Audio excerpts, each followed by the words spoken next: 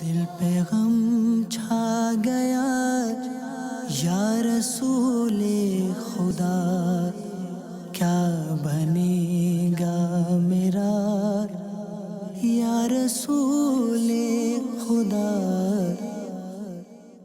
الحمدللہ رب العالمین والصلاة والسلام علی سید المرسلین، اما بعد فاعوذ باللہ من الشیطان الرجیم، بسم اللہ الرحمن الرحیم۔ الصلاة والسلام علیک یا رسول اللہ وعلی آلک واصحابک یا حبیب اللہ۔ الصلاة والسلام علیک یا نبی اللہ وعلی آلک واصحابک یا نور اللہ۔ مدنی چینل کے ناظرین، سلسلہ ایسا کیوں ہوتا ہے میں آج ہمارا موضوع ہے کم آمدنی۔ اب اس کم آمدنی کے عنوان کے تحت ہم مختلف پہلو پر بات کریں گے کہ کم آمدنی کے کچھ سائیڈ ایفیکٹ جو ہمارے یہاں معاشرے میں آ رہے، وہ کم آمدنی کی وجہ سے جو کرائم بڑھ رہے ہیں، وہ پھر کم آمدنی کی وجہ سے جو ایک بے چینی سی پیدا ہو رہی ہے، وہ پھر کم آمدنی ہوتے ہوئے بھی گھر کیسے چلایا جا سکتا ہے وہ بھی۔ تو انشاءاللہ تعالی کم آمدنی کے اس پر ہم یہ سلسلہ کریں گے۔ تو ظاہر ہے کہ دنیا بھر میں کم آمدنی والوں کی اکثریت ہے جو مہنگائی اور روزمرہ کے جو اخراجات ہیں اس سے تقابل کرتے ہیں، تو لیکن بڑی تعداد آپ کو ملے گی جو کم آمدنی میں بھی گزارا کرتی ہے، اپنا گھر چلاتی ہے، گناہوں سے بچنے کی کوشش کرتی ہے۔ اس میں آج ہمارے پاس امیر سنت کا مدنی گلدستہ بھی ہے، کچھ خبریں بھی ہیں، کچھ سلائڈز بھی ہیں، اہم خبریں، تاثرات بھی ہیں۔ ڈی ایس پی صاحب کے بھی تاثرات ہیں کہ کم آمدنی کہ انہوں نے جو سائیڈ ایفیکٹ بیان کیے ہیں اسے بھی ہم نے غور کرنا ہے۔ امیر علیہ سنت نے جو مدنی پھول عطا فرمائی، یہ بھی ہمارے لیے انتہائی قابل غور ہوں گے۔ آقا مدینہ صلی اللہ تعالی علیہ وآلہ وسلم پر درود پڑھنے کی تو کیا ہی بات ہے۔ ایک نیک آدمی کے بارے میں پڑھا کہ اس نے غلبہ شوق میں سرکار مدینہ صلی اللہ تعالی علیہ وآلہ وسلم سے محبت اور درود پاک کی محبت میں اس نے روزانہ 500 مرتبہ درود پاک پڑھنے شروع کیے، اور جب اسے درود پاک پڑھنے شروع کیے تو وہ ایک تنگ دست تھا،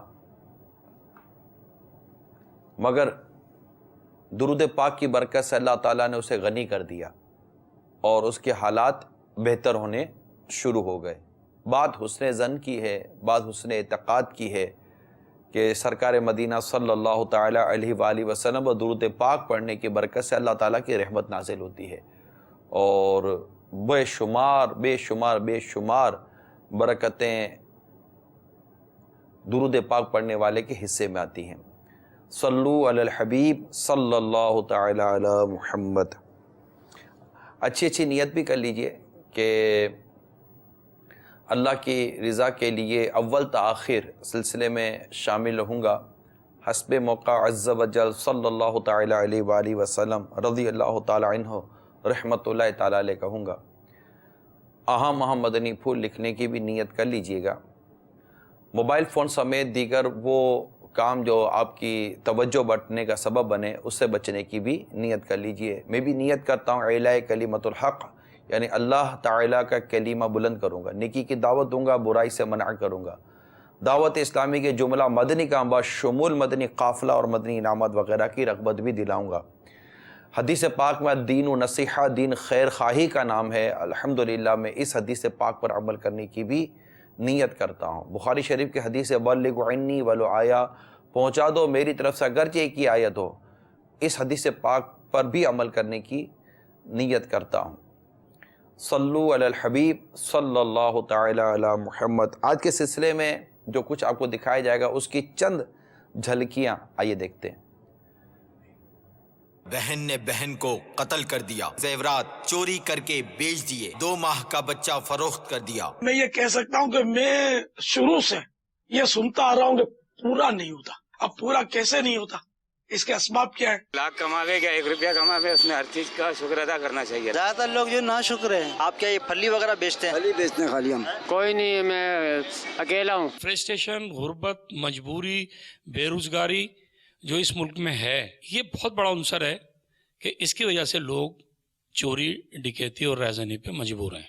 मौत आपको हर जगह आके ढूंढ लेती है, तो आपका रिस्क आपको कैसे आगे नहीं ढूंढेगा। सैलरी जो है वो उतनी मिलती नहीं। रोजमर्रा का जो खाना पीना है वो तो हम नहीं छोड़ सकते ना। हजारों ख्वाहिशें ऐसी कि हर ख्वाहिश पे दम निकले। कहाँ से बंदा अपना गुजारा करेगा? काम है नहीं पंचर का भी। बीमारी है तो फिर हम यही है कि धक्के खाते फिरते। पहले वाला वक्त नहीं रहा, पहले वाला दौर नहीं रहा। They are unable to pay their fees. गरीब इंसान सिर्फ 2 वक्त की रोटी चाहता है कि वो इज्जत के साथ मिल जाए। ये आपने झलकियाँ मुलाहिजा की हैं।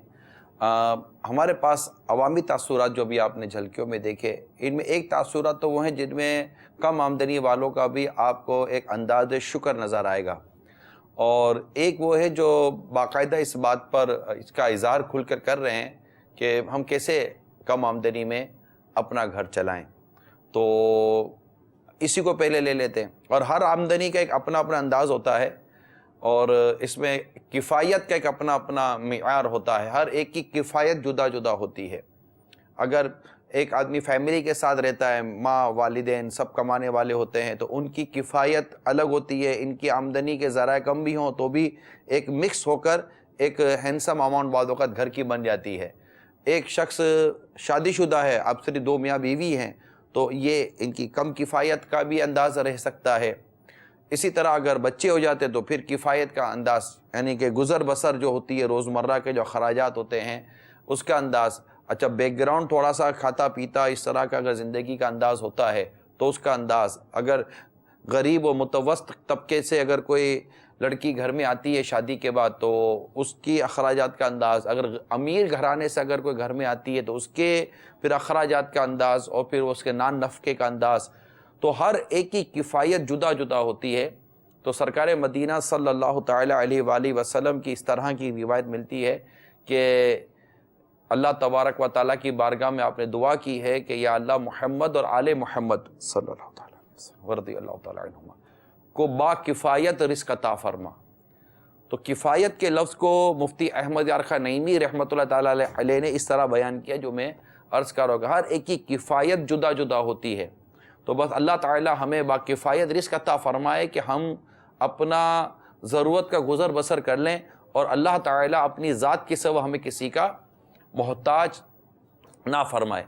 फिर इसमें मियाना रज़ी और एतदाल ये क्या है, अखराजात क्या हैं, ख़र्च क्या है, इंशाअल्लाह उसकी तफसीलात हस्बे मौका आपको अर्ज़ करने की कोशिश करूँगा। लेकिन पहले हम उस तबके को लेते हैं जिस तबके ने हमें अपने ये तासुरात दिए हैं कि कम आमदनी है हमारी, हम कैसे घर चलाएँगे, ये अखराजात वो अखराजात वगैरह वगैरह।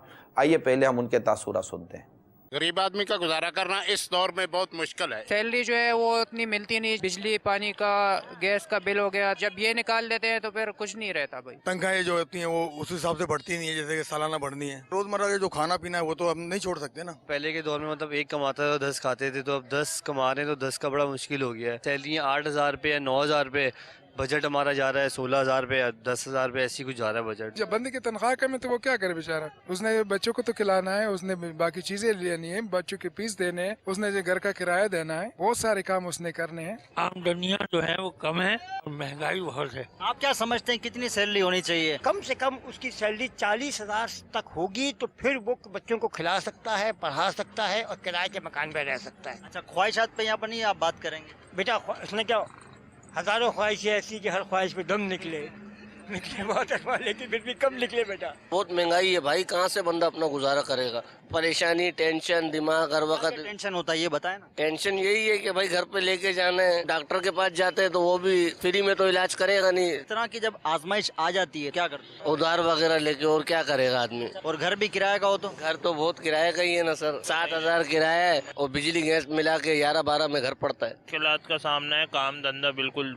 सन्नाटे में, काम है नहीं पंचर का भी, खर्चा पानी बहुत मुश्किल से हो रहा है घर का गुजारा ना। मैं किराए पे रहता हूँ, मेरी तनख्वाह जो है 13,000 रुपये, 2 بچے ہیں میرے, 6,000 روپے میرے کرائے پہ چلے جاتے ہیں, 2,000 روپے بچوں کا دودھ کا خرچہ ہو جاتا ہے, بہت سے مسئلے مسائل ہوتے ہیں, بیماری ہے تو پھر ہم یہی ہے کہ دھکے کھاتے پھرتے ہیں. 10-20 روپے جمع کر لیا, جمع پونجی کہ اس کام کے لیے کر دیں گے, تو پتہ چلا بیماری میں لگ گیا. قرضہ بھی پھر وہی آدمی دیتا ہے جس کو پتا ہو یہ لوٹا سکے, ورنہ ہر کوئی قرضہ بھی نہیں دیتا ہے. غریب آدمی کی یہ ریکوائرمنٹ ہوتی ہے, آٹا سستا ہو, دودھ ہے, جو ریگولر ہم لوگ یوز کرنے والی چیزیں, یہ ہمارے لیے سستی ہوگی, ہمارے لیے بہتری ہوگی. 2-2 3-3 نوکریاں کرتے ہیں ہم لوگ, پھر اپنا پیٹ پالتے ہیں. اسی دوران اگر کوئی تقریب آ گئی گھر کے اندر, اس وقت آپ کا کیا مطلب کہ وہ پھر ہم لوگ قرضہ اٹھاتے ہیں, وہ اپنا خرچہ پورا کیا, اس کے بعد پھر ہم لوگ اتارتے رہتے ہیں اس کو. پہلے والا وقت نہیں رہا, پہلے والا دور نہیں رہا کہ ایک انسان 100-200 روپے کماتا تو اس میں تو گھر کے 2-4 افراد کھا لیتے تھے. زیادہ تر لوگ تعلیم سے محروم ہے, کیونکہ پڑھائی اتنی مہنگی ہو گئی ہے کہ لوگ اب افورڈ نہیں کر سکتے. They are unable to pay their fees, that's why they are can't get education as well. ہم غریب آدمی اپنے بچوں کی کیسے خواہشات پوری کر سکتے ہیں؟ ہم تو 2 ٹائم کی روٹی کھاتے ہیں, اللہ کا شکر ادا کرتے ہیں کہ پروردگار شکر ہے آپ کا جو ہمیں روٹی دی شام کو. نگران شورا اور مدنی چینل کے ناظرین, غریب انسان صرف 2 وقت کی روٹی چاہتا ہے کہ وہ عزت کے ساتھ مل جائے, اور دیگر جو خواہشات ہوتی ہے وہ اس کو مار مار کر 2 وقت کی روٹی کما پاتا ہے. ایسا ہی ہوتا ہے؟ سکتے جی بالکل, ابھی ہم لوگ بچوں کو نہیں پڑھا سکتے, فیسیں اتنی ہیں. آپ چاہتے ہیں کہ آپ کا بجٹ آپ کی سیلری کے اعتبار سے ہو جائے؟ بالکل چاہتے, کیوں نہیں چاہتے. دیکھیے گا سلسلہ نگران شورا کا ہوگا, ایسا کیوں ہوتا ہے. دعوت اسلامی کا جو ماحول ہے نا, انشاءاللہ یہ اسی ماحول میں جب ہم وابستہ ہو جائیں گے تو انشاءاللہ ہمارا کم دن محفل بنائیں گے, انشاءاللہ ہم لوگ اٹینڈ کریں گے جو اس موضوع پہ ہوگی. ہائے ہائے ہائے, پہلے تو میں ایک اعتراف کر لیتا ہوں کہ اس کا اعتراف ہے کہ واقعی ایک تعداد ہے جس کی آمدنی اس کی ضرورت سے کم ہے, یعنی اجرت با قدر ضرورت والا جو ایک اصول ہے, اس کے مطابق اس پر اکثریت اتر نہیں پاتی. یہ ہے, مہنگائی واقعی ہے, اس کا انکار نہیں ہے, اور علاج بھی مہنگے ہیں, اور دیگر چیزیں بھی کافی مہنگی, اور ٹرانسپورٹ بھی کافی مہنگا ہو جاتا ہے. اب دیکھیں کوئی چیز سستی, جیسے پیٹرول جتنا سستا ہو جاتا ہے تو اس کے مطابق پھر کرائے کم نہیں ہوتا ہے, وہ بس ایک ایسا ہے کہ ایک چیز بڑھ گئی تو پھر وہ بڑھتی ہی چلی جاتی ہے. تو یہ ہے, لیکن یہ بات بھی درست ہے کہ کرنے والے کم آمدنی میں بھی اپنے گھر کا گزارا کر لیتے ہیں. اس میں صرف یہ دیکھنا ہوتا ہے کہ بعض چیزیں ایکسٹرا آ جاتی ہیں جن کے طرف ہماری توجہ نہیں ہوتی. اگر ہم ان چیزوں کو کور کریں تو اس میں 2 طبقے خاص طور پر ہم غور کریں گے. ایک وہ تو واقعی جو غریب ہے, تو وہ تو بہت ساری چیزوں سے ویسے ہی بیچارہ فارغ ہے, وہ نہیں کر پاتا.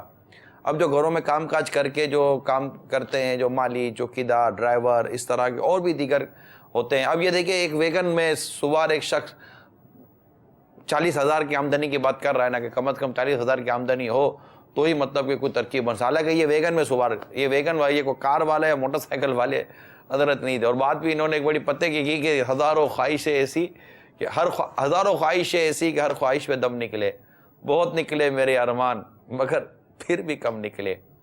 تو یہ ہوتا ہے کہ پہلے انسان ضرورت پوری کرنے کے لیے کماتا ہے, جب اس کی آمدنی ضرورتیں پوری کر رہی ہوتی ہیں تو پھر وہ سہولتوں کے لیے کمانے کی طرف بڑھتا ہے. جب وہ سہولتیں بھی پوری ہونا شروع ہو جاتی ہیں یا سہولتوں کا بھی ایک حساب کتاب بن جاتا ہے, تو پھر وہ اپنی دیگر خواہشات اور آسائش کی تکمیل, جو آسائشیں ہوتی ہیں اس کی تکمیل کے لیے پھر وہ مزید کمانے کی کرتا ہے. تو انگلش میں ایک جملہ بڑا مشہور ہے, وانٹیڈس آر انلیمیٹڈ, یعنی کہ خواہشات کی کوئی حد نہیں ہوتی. ایک پوری کرو تو 4 سامنے کھڑی ہیں, 4 پوری کرو تو 8 سامنے کھڑی ہیں, یہ ہوتا رہتا ہے. تو اب یہ کہ واقعی آمدنیوں کے حوالے سے کمزوری پائی جاتی ہے, لیکن اب ایسے میں آدمی اللہ تعالیٰ کا شکر ادا کرے اور ایک بجٹ اپنا بنا لے, ایک اپنا انداز بنا لے. ہم لوگ تکلیف میں آنے کی ایک وجہ یہ بھی ہوتی ہے کہ ہمیں اخراجات کے مطابق آمدنی پیدا کرنے کا ذہن ہوتا ہے کہ بھائی میرے اخراجات اتنے, میری آمدنی اتنی ہونی چاہیے. اور ایک فارمولہ یہ ہے کہ جتنی آمدنی ہے نا اس کے مطابق اخراجات ہونے چاہیے. اگر ہم اپنی آمدنی کے مطابق اپنے اخراجات کو غور کریں گے تو انشاءاللہ تعالیٰ امید ہے کہ فائدہ ہوگا. ایک اسلامی بھائی کا کچھ اس طرح کا ہے واقعہ, میں انشاءاللہ ان کی میں آپ کو آواز سناؤں گا کہ انہوں نے اپنی آمدنی کے مطابق اپنے اخراجات کو جب کنٹرول کیا تو ان کا انداز کیا تھا. وہ انداز انشاءاللہ تعالیٰ آپ کو آج مدنی چینل کے اسکرین پر بتائیں گے. تو پہلے سنتے ہیں امیر اہل سنت کا مدنی گلدستہ کہ امیر سنت نے ان مہنگائی اور پورا نہ ہونے والوں کے لیے جو اپنے مدنی پھول عطا فرمائیں، پہلے ہم اس کو سنتے ہیں. یہ ہمارا پہلا فیز ہے، یہ ہمارا پہلا سیکشن ہے، یہ ہمارا پہلا مرحلہ ہے. اس کے بعد ہمارا دوسرا مرحلہ یہ ہے کہ کم آمدنی اور بے روزگاری کی وجہ سے لوگ کس طرح کرائم اور جرائم میں مبتلا ہوتے ہیں، پھر ان کا نتیجہ کیا نکلتا ہے اس کو ہم انشاءاللہ دوسرے اس میں لے لیں گے. لیکن پہلے دیکھتے ہیں امیر اہل سنت کا بڑا پیارا، بڑا خوبصورت اور بڑا ایمان افروز و سبق آموز مدنی گلدستہ. میں امید کرتا ہوں کہ اس مدنی گلدستے کو اگر آپ نے توجہ کے ساتھ سنا، اسے یاد کیا، اس کو سمجھا، انشاءاللہ تبارک و تعالی آپ اور ہم سب اس پر کچھ نہ کچھ سے فائدہ اٹھانے میں کامیاب ہو سکیں گے. آئیے دیکھتے ہیں امیر اہل سنت کا بہت ہی پیارا مدنی گلدستہ. میں یہ کہہ سکتا ہوں کہ میں شروع سے یہ سنتا آ رہا ہوں کہ پورا نہیں ہوتا. یہ ایک عام مطلب ہے کہ نعرہ ہے، پورا نہیں ہوتا. اچھا، اب پورا کیسے نہیں ہوتا؟ اس کے اسباب کیا ہے؟ اسباب یہ ہے کہ وہ ٹی وی کا لائسنس، ٹی وی کی بل، اتنی بجلی کا بل، فضول لائٹیں جو جلتی ہیں ان کا بل، ہر ہفتے نیا جوڑا چاہیے، پیمنٹ لگانے کا تصور کیا، فیشن بدلا، جوڑا بدلا. پھر یہ کہ گھر میں دھلائی نہ چلے، ڈرائی کلیننگ، عام دھوبی بھی نہ چلے، ڈرائی کلیننگ، تو اس کی ڈرائی کلیننگ ہونی چاہیے. اچھا، پھر یہ کہ عام درزی سے نہ سلے کپڑا، یہ مطلب اسپیشل درزی اس کو سیے، جو پیسے زیادہ لے وہ اسپیشل. یہ تو بالکل یہ نفسیت یہ سر، اس کو آپ ٹرائی کر لیں. تمہارا لیے کہ پورا نہیں ہوتا، عمدہ غذائیں چاہیے، رسومات ایک سے ایک ان کو پوری کرنی ہے، خاندانی رسومات، شادیوں کی رسومات، تو سالگرہ کی رسومات، تو بڑے بڑے کیک کاٹتے ہیں، ان کو موم بتیاں بجھانی ہیں، ان کو پھر گفٹ کیا لین دین کرنا ہے، تو یوں پورا نہیں ہوتا. اگر مطلب سادہ کھائے، سادہ پہنے، سادہ مکان رکھے، ڈیکوریشن پر لاکھوں روپے لگا دیتے ہیں، پھر بولتے ہیں کہ یہ پورا نہیں ہوتا. آپ سادگی پر آئیے، پھر بتائیے کہ کتنی بچت ہوتی ہے. نہ ہو تو مجھے بتانا. کسی کو پورا نہیں ہوتا، الحمدللہ مجھے پورا ہو جاتا ہے. اللہ کی بڑی رحمت ہے. میں تو کھا لیتا ہوں، دھونے والے بچ جاتے ہیں. گلا شکوا نہیں ہے اللہ کی رحمت سے. جس رب نے پیدا فرمایا، جب تک زندہ رکھنا منظور کیا، تو روزی اس کے ذمہ کرم پر ہے. جیسا کہ وہ 12ویں پارے میں ہے نا، ابتدا میں ہی، وَمَا مِن دَابَّةٍ فِي الْأَرْضِ إِلَّا عَلَى اللَّهِ رِزْقُهَا. میرے آقا نعمت امام اہل سنت عظیم البرکت عظیم المرتبت پروان شمع رسالت مجدد دین و ملت مولانا شاہ امام احمد رضا خان علیہ رحمت الرحمان ترجمہ کنز الایمان میں اس کا ترجمہ یوں کرتے ہیں، اور زمین پر چلنے والا کوئی ایسا نہیں جس کا رزق اللہ کے ذمہ کرم پر نہ ہو. وہ سبھی کو روزی دے رہا ہے، تم بول دو پورا نہیں ہوتا. تم کو ہی نہیں دیتا، خالی جنات کو بھی وہی روزی دے رہا ہے، جانوروں کو بھی وہی روزی دے رہا ہے، انسانوں کو بھی وہی روزی دے رہا ہے. اپنے کو صبر نہیں ہے. اس کی دین تو ایسی ہے کہ جھولی ہماری تنگ ہے، تیرے یہاں کمی نہیں. اللہ تعالی ہم کو وہ بس صبر عطا فرمائے، توکل نے اس کی ذات پر سچا بھروسہ نصیب فرمائے، عملی مظاہرہ کریں اس کی ذات پر بھروسے کا. کوئی مسئلہ ہی نہیں ہے. اپنے اخراجات کم کر دیں. بہت ساری مطلب میں نے اشارے کر دیے کہ کیا کیا کم کیے جا سکتے ہیں. خوبصورت پردے لٹکے ہوئے ہوتے ہیں، اور کیسے کیسے مزے کے. یہ مطلب کیا سب مفت تھوڑی آتے ہیں. اب بولتے پورا نہیں ہوتا. اب پردہ بھی پھر تبدیل کرنا ہے کہ نہیں، اب وہ بھائی اس کا فیشن پرانا ہو گیا، اب نئے نئے ڈیزائن کے نکلے تو وہ لے آؤ. پلنگ بھی ایک سے ایک، لاکھ روپے یا لاکھوں روپے کے تو پلنگ آتے ہوں گے. اب کیا مطلب ہوتا ہے؟ چٹائی پہ سوئے کون؟ چٹائی پہ سو پورا ہو جائے گا. چٹائی پہ تو اپنی لاش سوئے گی یار، اپنے جیتے جی تھوڑی سوئیں گے. ٹھیک ہے، لاش کو سلائیں گے آپ کی، لے آنا پلنگ لاش کو سلانے کے لیے. قبر میں آپ کو چٹائی پر سلائیں گے ہم، اور چٹائی بھی جو سب سے سستے والی، ساؤ سستے والی چٹائی، بالکل ردی چٹائی پر ہم آپ کو سلائیں گے. تو اب بھی سے سو کر اپنی موت کو یاد نہ کر لیں. سو کر اپنی موت کو یاد کر لیں چٹائی پر. اللہ مجھے اور آپ سب کو یہ توفیق عطا فرمائے کہ ہم ان مدنی پھولوں پر عمل کرنے کی ذہن تو بنائیں. اب یہ جو ہمارے مدنی چینل کے ناظرین ہیں جنہوں نے یہ مدنی گلدستہ دیکھا سنا، اللہ کرے غور سے دیکھا ہو، غور سے سنا ہو، اور اللہ تبارک و تعالیٰ نے جو رزق اپنے ذمہ کرم پر لیا ہے، اس مفہوم کو سمجھنے کی اللہ تعالیٰ ہمیں سعادت عطا فرمائے.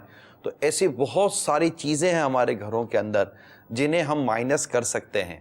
میں ایک ایسے اسلامی بھائی کو جانتا ہوں کہ اگرچہ مہنگائی بڑھی ہے لیکن میں ان کو جانتا ہوں کہ پچھلے تقریباً کہہ سکتے ہیں کہ 15 سال یا 17 سال کے 15 سال کے غالباً ایک عرصے میں ان کے گھر کے اخراجات میں یہ کم و بیش 1 لاکھ سے زیادہ کی کمی لائیں. آپ سوچیں گے کہ ان کے گھر کے اخراجات ہوں گے کتنے.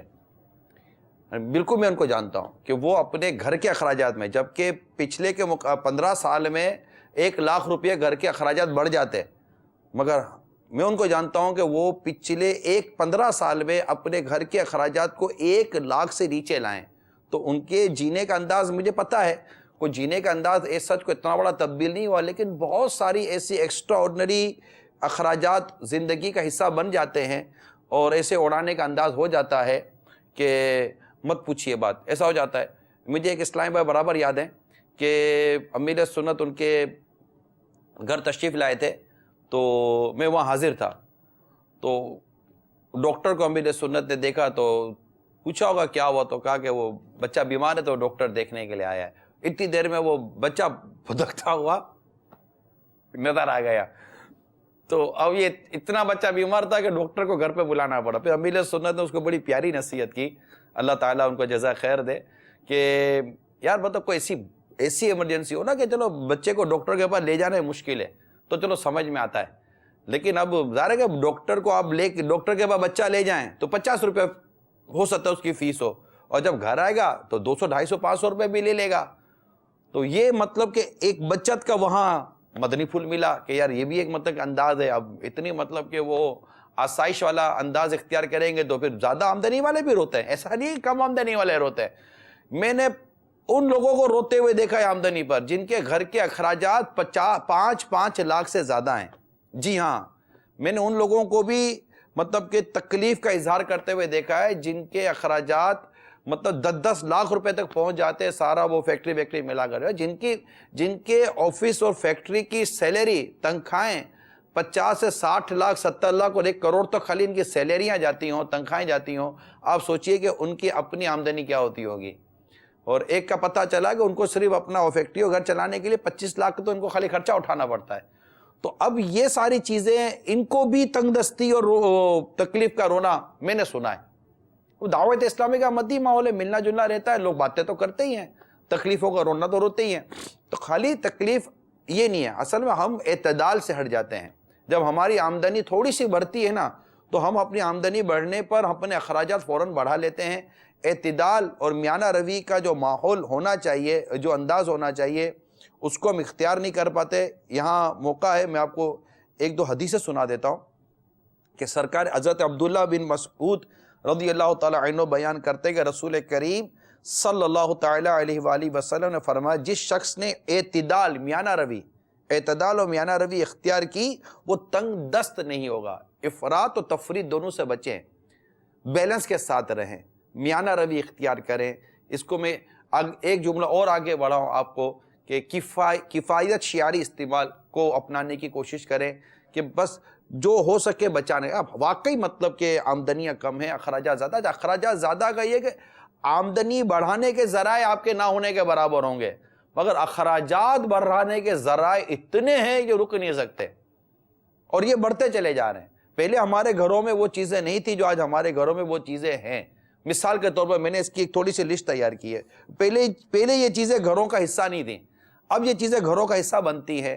اس میں جو متوسط طبقہ، معتدل طبقہ ہے یا تھوڑا سا اوپر سے آتے بالکل غریب تو شاید میں بعض ایسے نہیں ہوتے ہوں گے اور ان کا انداز ہی کچھ اور ہوتا ہے. لیکن نارمل جس کو ہمارے معاشرے میں بعض اوقات سفید پوش بھی کہتے ہیں کہ یار مطلب اس کو نظر آنا ہے، کھاتا پیتا آدمی نظر آئے گا لیکن پریشان بہت ہے. اس کو اپنے گھر کا وہ سارا چیزیں سنبھالنی بھی پڑتی ہیں. وہ اسی میں سنبھالنے میں بیچارہ مقروض بھی ہو جاتا ہے، تکلیفیں بھی آ جاتا ہے اور طرح طرح کی وہ شکوہ شکایتیں بھی کرتا ہے. اب ذرا اپنے گھر کا آپ جائزہ لیں. اس وقت ہم اپنے گھر میں بیٹھ کر ہو سکتا ہے کہ ہمیں دیکھو سن رہے ہوں. پہلے ہمارے گھروں میں فوڈ رینج کا حساب نہیں تھا. میں اس کی وضاحت کرتا رہوں گا. مثال کے طور پر ویجیٹیبل چاپر ہوتے ہیں، ہینڈ بلینڈر ہوتے ہیں، جوسر بلینڈر ہوتے ہیں. یہ سب گھروں میں جو استعمال ہونے والی مشینیں ہوتی ہیں. اس طرح کی چیزیں اور میں کہوں کہ لاکھوں لاکھ یا دنیا بھر کے کروڑوں لوگوں کے گھروں میں یہ چیزیں ہوتی ہوں گی تو شاید میں غلط نہیں ہوں گا. اچھا پہلے ہمارے گیزر نہیں ہوتے تھے جو مسلسل گیس جلاتے رہتے تھے, پانی گرم کرنے کی ضرورت ہوتی تو پانی گرم کر لیتے تھے. اب گیزر ہمارے گھروں کا ایک لازمی حصہ بن گئے ہیں.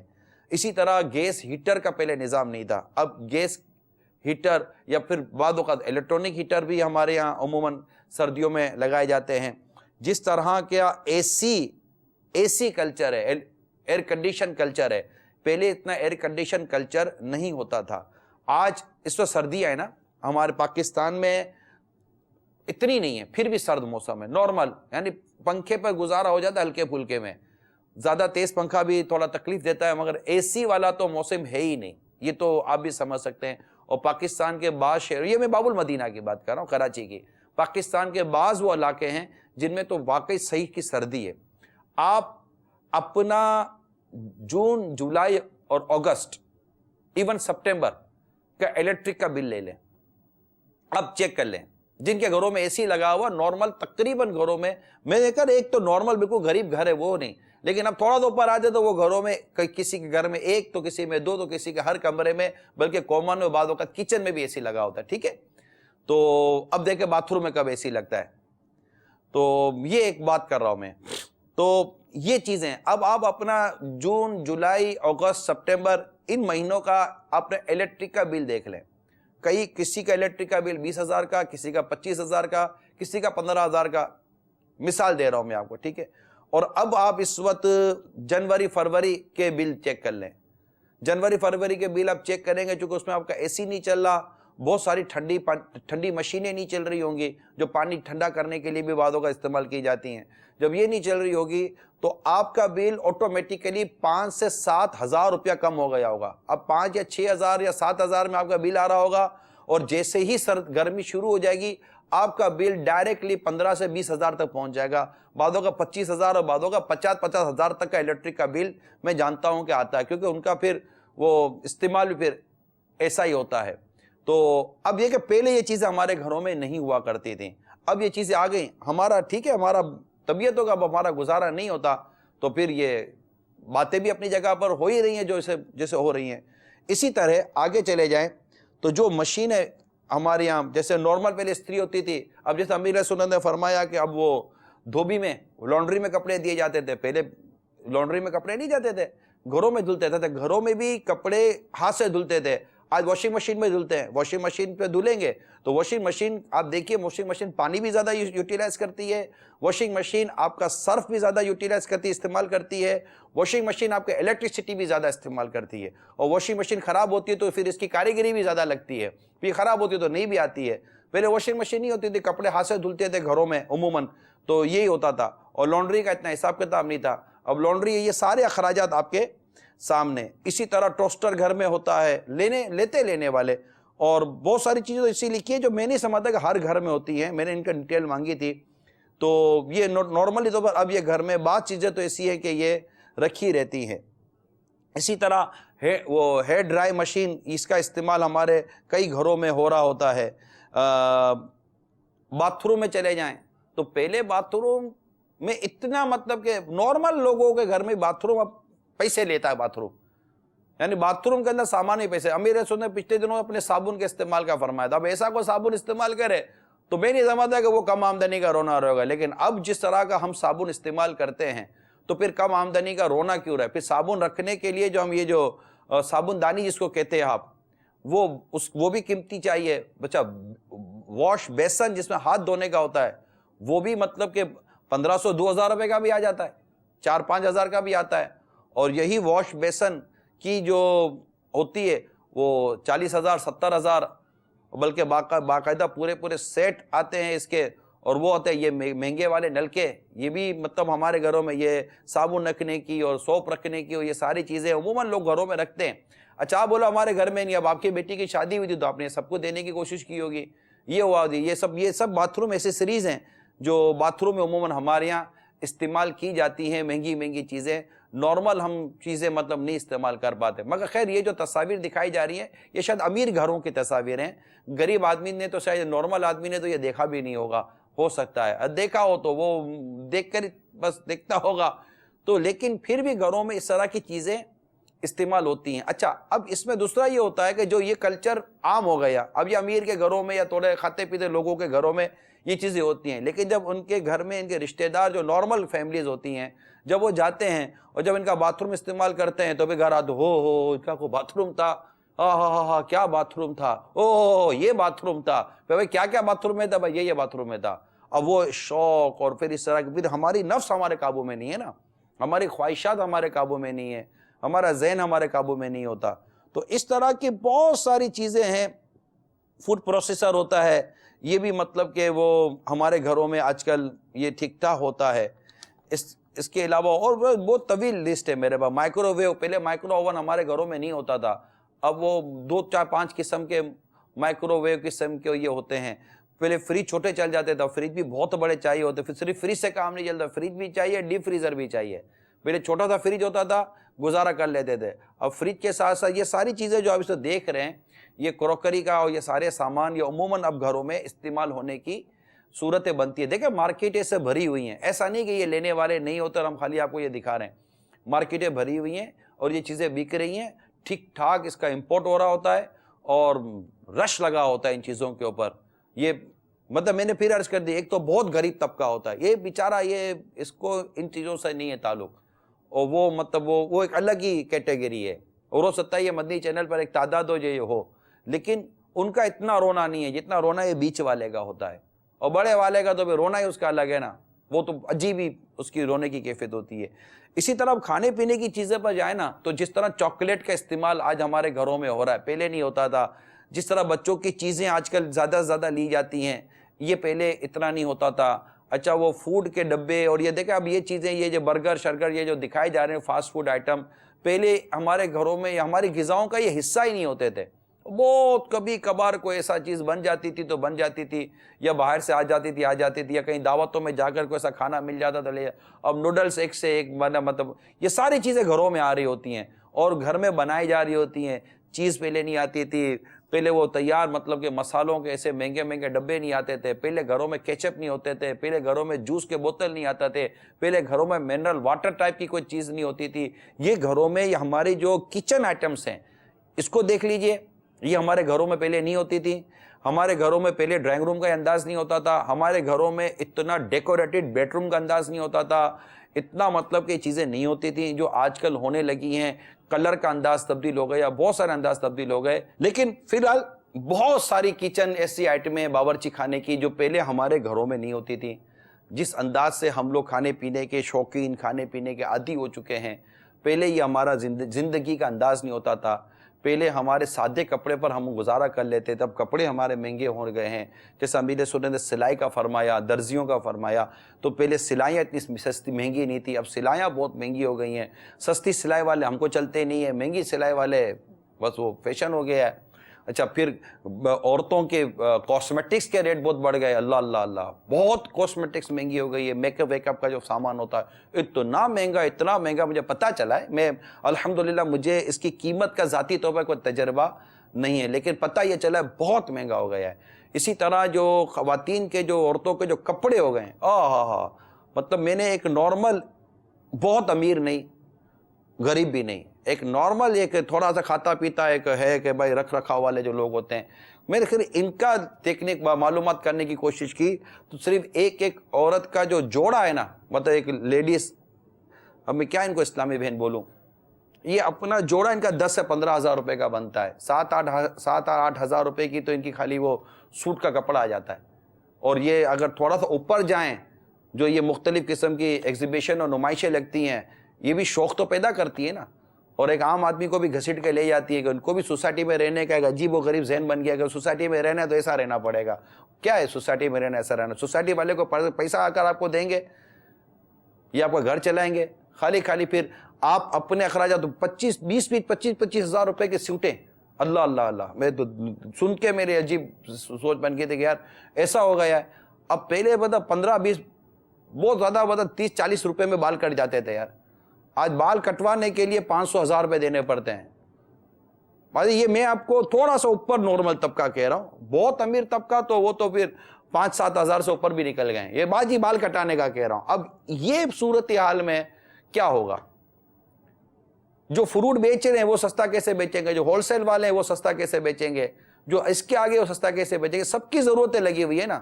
مہنگا ہو گیا لیکن مہنگا ہوا تو پیچھے سے سب کی ضرورتیں اس طرح بڑھتی ہوئی تو انہوں نے اپنے نفع بڑھا دیے. پھر بدقسمتی کے ساتھ ہمارے معاشرے میں سود ایسا داخل ہو گیا ہے کہ وہ ویسے کسی چیز کی کاسٹ کو بڑھا دیتا ہے. پڑتا اس کے اندر 10 روپیہ ہے لیکن سود بھر کے یہ چیز 20 روپے کی ہو جاتی ہے. سب کو سود بھرنے پڑتے ہیں. معاذ اللہ سود حرام اور جہنم میں لے جانے والا کام ہے. تو یہ سارا ایک تھوڑا سا میں نے آپ کے سامنے جائزہ پیش کرنے کی کوشش کی ہے. آپ اگر اپنے باورچی خانے کا، اپنے کپڑوں کا، اپنی الماری کا، اپنے باتھ روم کا اور دیگر چیزوں کا جائزہ لیں گے اور جب خریداری کرنے کے لیے جائیں گے اور آپ کا یہ مزاج بن جائے گا کہ نہیں یار یہ نہیں لینا، یار اس کے بغیر چل تو جائے گا، اس کے بغیر چل تو جائے گا، اس کے بغیر چل تو جائے گا، اس کے بغیر بھی چل جائے گا، ارے اس کے بغیر بھی چل جائے گا، تو پھر ایک مطلب کہ انشاءاللہ امید ہے کہ آپ کی کوئی بچت ہو جائے گی. اس طرح کم آمدنی کرنے والے اسلامی بھائی کا مجھے پتہ چلا ہے. آئیے ان کی وہ کیسے انہوں نے اپنی آمدنی کو کم کیا، آئیے سنتے ہیں. السلام علیکم ورحمۃ اللہ وبرکاتہ. وعلیکم السلام ورحمۃ اللہ وبرکاتہ. 2012 میں میری شادی ہوئی تو ہمارا گھر کا خرچہ جو ہے نا وہ 25,000 اور 30,000 جو ہے نا چلا جاتا تھا. اب اس وقت اکاؤنٹ میں کچھ پیسے موجود تھے جو میں نے سیو کیے ہوئے تھے، تو اس سے جو ہے نا وہ گھر 1-2 مہینے تو چل گیا، لیکن بعد میں جب اکاؤنٹ خالی ہوا تو اب جو ہے نا پریشانی ہوئی. تو پھر میں اور بچوں کی امی دونوں نے بیٹھ کے اور ساتھ میں ہم نے والدہ اور والد کو بھی بٹھایا اور مدنی مکالمہ ہوا تھا کم آمدنی پہ گھر کیسے چلے. تو وہ پھر ہم نے مدنی مکالمہ پورا دیکھا. تو دیکھنے کے بعد پھر ہم نے اس کی جو نا وہ جیسے آپ نے طریقہ ارشاد فرمایا تھا نوٹ کرے اضافی چیزیں نکالیں، تو اس طرح ہم نے اضافی چیزیں نکالی اور جو ضرورت کی چیزیں تھی وہ پھر ہم نے اس کو جو نا وہ جو نا لینے کی ترکیب بنائی. تو یوں ہمارا گھر کا خرچہ جو ہے وہ 6,000 4,500 5,000 6,000 حد سے حد 7,000 ہے. اس سے اوپر ہمارا گھر کا خرچہ نہیں جاتا. اس کی ترکیب ہم نے یوں بنائی کہ سب سے زیادہ آٹے کا خرچہ ہوتا ہے. تو پھر والد صاحب سے مشورہ کیا تو آٹا ہم نے 12 من لے کر گندم جو ہے نا وہ پنجاب میں کھڑی کر دی. 12 من گندم. اس سے یہ کہ 1 من اگر گندم آ جاتی ہے ہماری پس کر تو وہ 12 من سالانہ نکل گیا ہمارا 12,000 پہ جو ہے نا 12,000 یا 15,000 پہ. تو 1 سال جو ہے نا وہ 1 من جو گندم آتی ہے تو وہ 1 من گندم ہم 1 کلو 1 من آٹا جو آتا ہے ہمارا وہ تقریباً کوئی 2 مہینے 2.5 مہینے چل جاتا ہے. 2 مہینے تو چل ہی جاتا ہے. تو یوں ہمارا آٹے کا خرچہ نکل گیا. اب پیچھے رہا کچن، سبزی اور بچوں کا دودھ. تو ہم نے 100 روپیہ اس کے لیے مختص کر لیا کہ 100 روپے کا دودھ آئے گا اور جو ہے نا 50 روپے کی سبزی، 30 روپے کی بھی آ جاتی ہے سبزی بسا اوقات جو ہے نا وہ 1 دن پورا نکل جاتا ہے. تو یوں کر کے ہم نے اس کا وہ ترکیب بنائی. تو الحمدللہ عز و جل پھر ہمارا 4500 اور 500 روپے ہم نے ایکسٹرا رکھے. بچے وغیرہ بیمار ہو جائیں تو اس کی وہ جو ہے نا ہم نے دوائی وغیرہ لینی ہے. تو الحمدللہ عز و جل اس طرح جو ہے نا ہماری بچت ہوئی اور پھر ہم نے بچت کرتے کرتے کچھ پیسے ہمارے پاس جمع ہوئے تو کچھ ترکیب بنائی. الحمدللہ عز و جل ہم نے ابھی اپنا گھر لے لیا ہے اور اس وقت ہم اپنے گھر میں ہی موجود ہیں اور سیلری میری جو ہے نا مطلب دوسروں سے بہت کم ہے جو مدنی چینل پہ ہیں. دوسرے جو مدنی چینل پہ ہیں ان سے بہت کم ہے. تو الحمدللہ عز و جل میں گھر کے جو لی تھی کسی سے ترکیب بنائی تھی پیسوں کی اس کا میں قسط بھی ادا کرتا ہوں. آج الحمدللہ میں قسط بھر کر ہی آیا ہوں. باقی میں نے یہ ترکیب جب میں نے 2 اسلامی بھائیوں جو فائنل مفتش ہیں ہمارے مدنی چینل کے ان کو میں نے بتائی، ان مفتشین کو بتایا تو ایک جو نا فائنل مفتش ہیں ان کو میں نے بتایا کہ اس طرح. تو وہ کہنے لگے یار میرا گھر کا خرچہ میرا گزارا نہیں ہوتا. جب میں نے یہ ساری ترکیب ان کو بتائی تو انہوں نے کہا اب میں جو نا بچت کروں گا، میں 30,000 انشاءاللہ اپنے گھر کی جو نا سیونگ کروں گا. عرفان بھائی کو بتائی تو وہ بھی بہت خوش ہوئے یار واقعی میں بچا سکتا ہوں جو اتنے ایکسٹرا خرچے نکل جاتے ہیں. تو انہوں نے کہا اب میں بھی بچت کروں گا. تو اس طرح انشاءاللہ الحمدللہ عز و جل ہم اپنی خود بھی کر رہے ہیں. جو بھی اسلامی بھائی ملتا ہے میں اس کو بھی ذہن دیتا ہوں کہ اپنی سیونگ کریں، بچت کریں اور اپنے گھر بنائیں. اللہ تعالیٰ آپ کو خوش رکھے، سلامت رکھے، محتاجی سے بچائے، تنگ دستی سے اللہ تعالیٰ بچائے اور ہمیں بھی اپنے بجٹ کو اپنی آمدنی کے مطابق اپنے اخراجات کا جائزہ لینے کی اللہ تعالیٰ میں توفیق عطا فرمائے۔ ظاہر ہے کہ اب یہ جو اب گندم لے کر یہ سب کرتے ہیں، میں مجھے سمجھتا ہوں کہ یہ ہر کوئی نہیں کر سکے گا، لیکن آپ کے سامنے ایک نمونے کے طور پر کسی کا ایک مطلب کسی نے اپنے اوپر لیا اور اس نے اپنے آپ کو اخراجات کم کرنے کا اسے ذہن بنایا تو ہوا نا، جیسے میں نے بھی ایک آپ کو مثال دی نا کہ میں بھی ایک شخص کو جانتا ہوں کہ وہ اس نے اپنے اخراجات کو لاکھ سے 1.25 لاکھ روپے تک وہ نیچے لانے میں کامیاب ہو گئے، جبکہ مہنگائی بڑھی اور لوگوں کو آمدنی زیادہ چاہیے۔ تو یہ سب تھوڑا سا غور کرنے سے ہوگا۔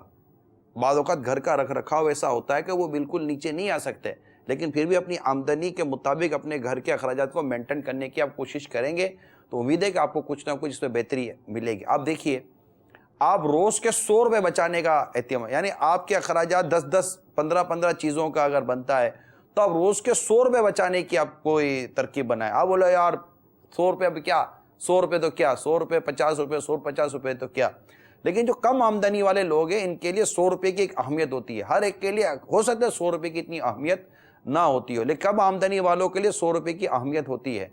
اب آپ روز کے اگر 100 روپے بچاتے ہیں تو آپ نے ایک مہینے کے 3000 روپے بچا لیے، کبھی آپ نے 200 روپے بچا لیے۔ آپ باہر گھومنا پھرنا کم کر دیں، ٹرانسپورٹیشن آپ کی کم کر دیں، بے جا میل جول لوگوں سے جو ہے وہ کم کر دیں، فضول قسم کا یہاں آنا جانا بند کر دیں، لمبی ڈرائیونگ پر چلے گئے یہ آپ روک دیں، بہت ساری چیزیں آپ روک دیں۔ اب ظاہر ہے کسی سے قرض لے کر زندگی گزارے تو اچھا ہے نا کہ آدمی اپنی ضرورتوں کو مار دے۔ انشاءاللہ تعالیٰ اس پر کریں گے تو امید ہے کہ فائدہ ہوگا۔ ذرا کالے چلا دیں۔ السلام علیکم ورحمۃ اللہ وبرکاتہ۔ وعلیکم السلام ورحمۃ اللہ وبرکاتہ۔ میں پنت نگر ہند سے بول رہا ہوں، میرا نام اشتیاق حسین عثمانہ ہے۔ میرا شہرت ہے کہ میری انکم بہت میں نے الحمدللہ کم کر دی ہے، اور اس کم انکم میں بھی الحمدللہ اس میں بڑی خیر و برکتیں ہو رہی ہیں، کیونکہ کھانا ہم دسترخوان پہ کھاتے ہیں اور سب مل بانٹ کر کھاتے ہیں، جو مل جاتا ہے اس میں گزارا کرتا ہوں۔ ماشاءاللہ، یہ جو جیسے انہوں نے کہا نا کہ کھانا ہم دسترخوان پر کھاتے ہیں، مل بانٹ کے کھاتے ہیں، اس پر مجھے ایک وہ بات یاد آئی، حدیث پاک ہے کہ یہ سنن ابن ماجہ کی حدیث ہے، سیدنا عمر فاروق رضی اللہ تعالی عنہ سے روایت ہے کہ سرکار مدینہ صلی اللہ تعالی علیہ وآلہ وسلم کا فرمان ہے، اکٹھے کھاؤ، الگ الگ نہ کھاؤ، کہ برکت جماعت کے ساتھ ہے۔ انہوں نے کہا نا جیسے اکٹھے کھاتے کہ ایک کا کھانا دو کا کھانا 3 کو کفایت کرتا ہے، تو اللہ کرے کہ یہ ہم مل جل کر کھائیں۔ پہلے لوگ مل جل کر کھاتے تھے لیکن اب الگ الگ کھاتے ہیں، کسی کو ناشتہ دینا ہے تو اس کا ٹائم الگ ہے، تو کسی کو لنچ کرنا ہے اس کا ٹائم الگ ہے۔ پہلے رات کے کھانے کا بھی ایک وقت ہوتا تھا، سارے گھر والے جمع ہو جاتے تھے، لیکن یاد رکھیں دسترخوان پر جب بھی جمع ہو کر کھانا کھائیں اس میں بے پردگی نہیں ہونی چاہیے۔ یہ جیٹ دیور بھابھی یہ سب مل کر کھاتے ہیں، ایسا نہیں ہونا چاہیے۔ اگر مطلب اللہ کی رضا والا انداز ہونا چاہیے، شریعت مطہرہ کا پسندیدہ انداز ہونا چاہیے، تو انشاءاللہ امید ہے کہ مل کر کھائیں گے تو اللہ نے چاہ تو کھانے میں بھی برکت نصیب ہوگی۔ کال سنائیے۔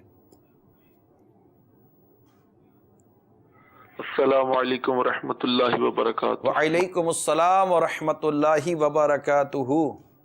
محمد شہزاد اختاری ضیا کوٹ، ماشاء اللہ آپ کا سلسلہ ایسا کیوں ہوتا ہے؟ شاکر رہنا، شکر کرنا، ہر حال میں اللہ کا شکر ادا کرنا۔ پیارے مرشد پاک کا جو مدنی گلدستہ بھی آپ نے دکھایا توکل کے بارے میں، کیا کہنے، ایمانداری سے ہم اب کیا الفاظ ادا کریں، حقیقتاً ہم توکل سے بہت دور ہیں۔ آپ سے دعاؤں کی درخواست ہے کہ اللہ تعالیٰ ایمان پر مضبوطی عطا فرمائے، آمین، اور توکل پر ایسی مضبوطی ہو کہ بس میرا ماہی صلی علی، میں کچھ بھی نہیں، میں کچھ بھی نہیں۔ اللہ تعالیٰ واقعی ہمیں توکل کی نعمت، صحیح معنوں میں توکل کی نعمت ہمیں نصیب ہو جائے گا، اللہ تعالیٰ پر کامل اعتماد اور بھروسہ ہو جائے تو وہ رزق عطا کرنے والا ہے، وہ ہمارے کھانے میں ہمارے پینے میں برکتیں عطا فرمانے والا ہے۔ کال سنائیے۔ السلام علیکم ورحمۃ اللہ وبرکاتہ. وعلیکم السلام ورحمۃ اللہ وبرکاتہ. میرا نام زہرا تالیہ ہے. میں ہند کے شہر کاشی پور سے بول رہی ہوں. ہمارے گھر آمدنی تو کافی ہے مگر پھر بھی پورا نہیں ہوتا. ہم کیا کریں؟ کوئی مدنی مشورہ عنایت فرما دیجیے. السلام علیکم ورحمۃ اللہ وبرکاتہ. وعلیکم السلام ورحمۃ اللہ وبرکاتہ. ہند کاشی پور کی پیاری پیاری مدنی منی، اللہ تعالیٰ آپ کے گھر میں برکتیں عطا فرمائے. اب یہ ہے کہ پہلے یہ غور کرنا پڑے گا کہ کہیں ہم نے ہمارے آمدنی میں، ہمارے ذرائع آمدنی میں جو کمانے کے جو طریقہ کار ہوتے ہیں اس میں، یا گھر کے کسی اور معاملے میں ہم نے کوئی ایسے کام تو نہیں کیے ہوئے جس سے بے برکتی ہوتی ہے. مثال کے طور پر ایک حدیث پاک میں آپ کو سناتا ہوں کہ سرکار مدینہ صلی اللہ تعالیٰ علیہ وآلہ وسلم نے ارشاد فرمایا، یعنی تجارت میں قسم کی کثرت سے پرہیز کرو کہ یہ اگرچہ مال کو بکوا دیتی ہے مگر برکت کو مٹا دیتی ہے. اب برکت چلی جائے گی نا، کہ لوگ کثرت ہی کو صرف برکت سمجھتے، صرف یہ نہیں ہے، کثرت بھی برکت ہو سکتی ہے لیکن کثرت ہی برکت نہیں ہے. اب کم میں بھی اللہ تعالیٰ آپ کو پورا کر دے گا. اب دیکھیں پہلے پورا ہو جاتا تھا، اب نہیں ہوتا. ہماری آمدنیوں پر آپ غور کیجئے کہ ہماری آمدنیوں کا انداز کیا ہے. بعض اوقات آمدنی آ جاتی ہے لیکن وہ پورا نہیں ہو پاتا کیونکہ اللہ تبارک و تعالیٰ اسے برکت چھین لیتا ہے. جب برکت ہی چلی جائے گی تو پھر بچے گا کہاں سے؟ اسی طرح راشن میں بے برکتی آ جاتی ہے، دیگر چیزوں میں بھی بے برکتی آ جاتی ہے. تو برکت دور کرنے والے جو اسباب ہیں اس کو دور کریں. اسی طرح حضرت سیدنا حذیفہ رضی اللہ تعالی عنہ سے روایت ہے کہ سرکار مدینہ صلی اللہ تعالی علیہ وآلہ وسلم کا فرمان عالی شان ہے، جس کھانے پر بسم اللہ نہ پڑھی جائے شیطان اس کھانے میں شریک ہو جاتا ہے. تو اب آپ دیکھیے کہ کیا ہم کھانا کھانے سے پہلے بسم اللہ شریف پڑھتے ہیں؟ باقاعدہ پوری دعا ہے، دعوت اسلامی کے مدنی ماحول میں سکھائی جاتی ہے، پڑھائی جاتی ہے. مدنی چینل پر بھی آپ یہ ہو سکتا ہے کہ یہ دعا سنتے ہوں. تو کھانے سے پہلے بسم اللہ شریف پڑھنے کی عادت ڈالیے کہ انشاءاللہ اس سے کھانے میں برکت آئے گی اور جو بے برکتی ہے وہ دور ہوگی انشاءاللہ عز و جل. حضرت سیدنا ابو ایوب انصاری رضی اللہ تعالیٰ عنہ فرماتے ہیں کہ ہم سرکار مدینہ صلی اللہ تعالیٰ علیہ وآلہ وسلم کی خدمت بابرکت میں حاضر تھے. کھانا پیش کیا گیا. ابتدا میں اتنی برکت ہم نے کسی کھانے میں نہیں دیکھی مگر آخر میں بڑی بے برکتی دیکھی. ہم نے عرض کی یا رسول اللہ صلی اللہ تعالیٰ علیہ وآلہ وسلم ایسا کیوں ہوا؟ ارشاد فرمایا ہم سب نے کھانا کھاتے وقت بسم اللہ پڑھی تھی، پھر ایک شخص بغیر بسم اللہ پڑھے کھانے کو بیٹھ گیا، اس کے ساتھ شیطان نے کھانا کھا لیا. تو اب یہ غور کر لیجئے کہ کہیں ایسا تو نہیں کہ کھانا کھاتے وقت بسم اللہ شریف پڑھنے کا ہمارے یہاں رجحان نہ ہو. تو اپنے بچوں کو بھی بڑوں کو بھی کھانے سے پہلے بسم اللہ ہی صرف کہلوا دے چلے، بسم اللہ پوری پڑھیں، بسم اللہ الرحمن الرحیم مدینہ مدینہ. اور اگر پوری دعائی پڑھ لے بسم اللہ الذی لا یضر مع اسمہ شیء فی الارض ولا فی السماء وہو السمیع العلیم، بسم اللہ وعلی برکت اللہ، یہ دعا پڑھ لے. یہ فیضان سنت میں یہ دعا آپ کو مل جائے گی جلد اول میں. تو اس طرح بے برکتی دور کرنے کے بھی انداز بیان کیے گئے، بے برکتی کیوں آتی ہے یہ بھی بیان کیا گیا. اسی طرح علماء کرام فرماتے ہیں ناخنوں کا بڑھا ہوا ہونا بھی تنگی رزق کا سبب ہے. تو 40 دن کے اندر ناخن کاٹ لینے چاہیے. اور ویسے جمعہ تو بالخصوص ہونا چاہیے کہ اس میں بھی انشاءاللہ تعالی برکت ہونے کا امکان ہے. تو یہ چند مدنی پھول مدنی منی کی قول کے اوپر عرض کرنے کی کوشش کی ہے کہ اسے کوشش کیجئے کہ اس پر عملی جامہ پہنائیں تو آپ کے رزق میں، آپ کے دسترخوان میں، آپ کے گھر بار میں انشاءاللہ تبارک و تعالی برکت آئے گی. ایک اور حدیث پاک سن لیجئے انشاءاللہ تعالی، امید ہے کہ آپ کو فائدہ ہوگا.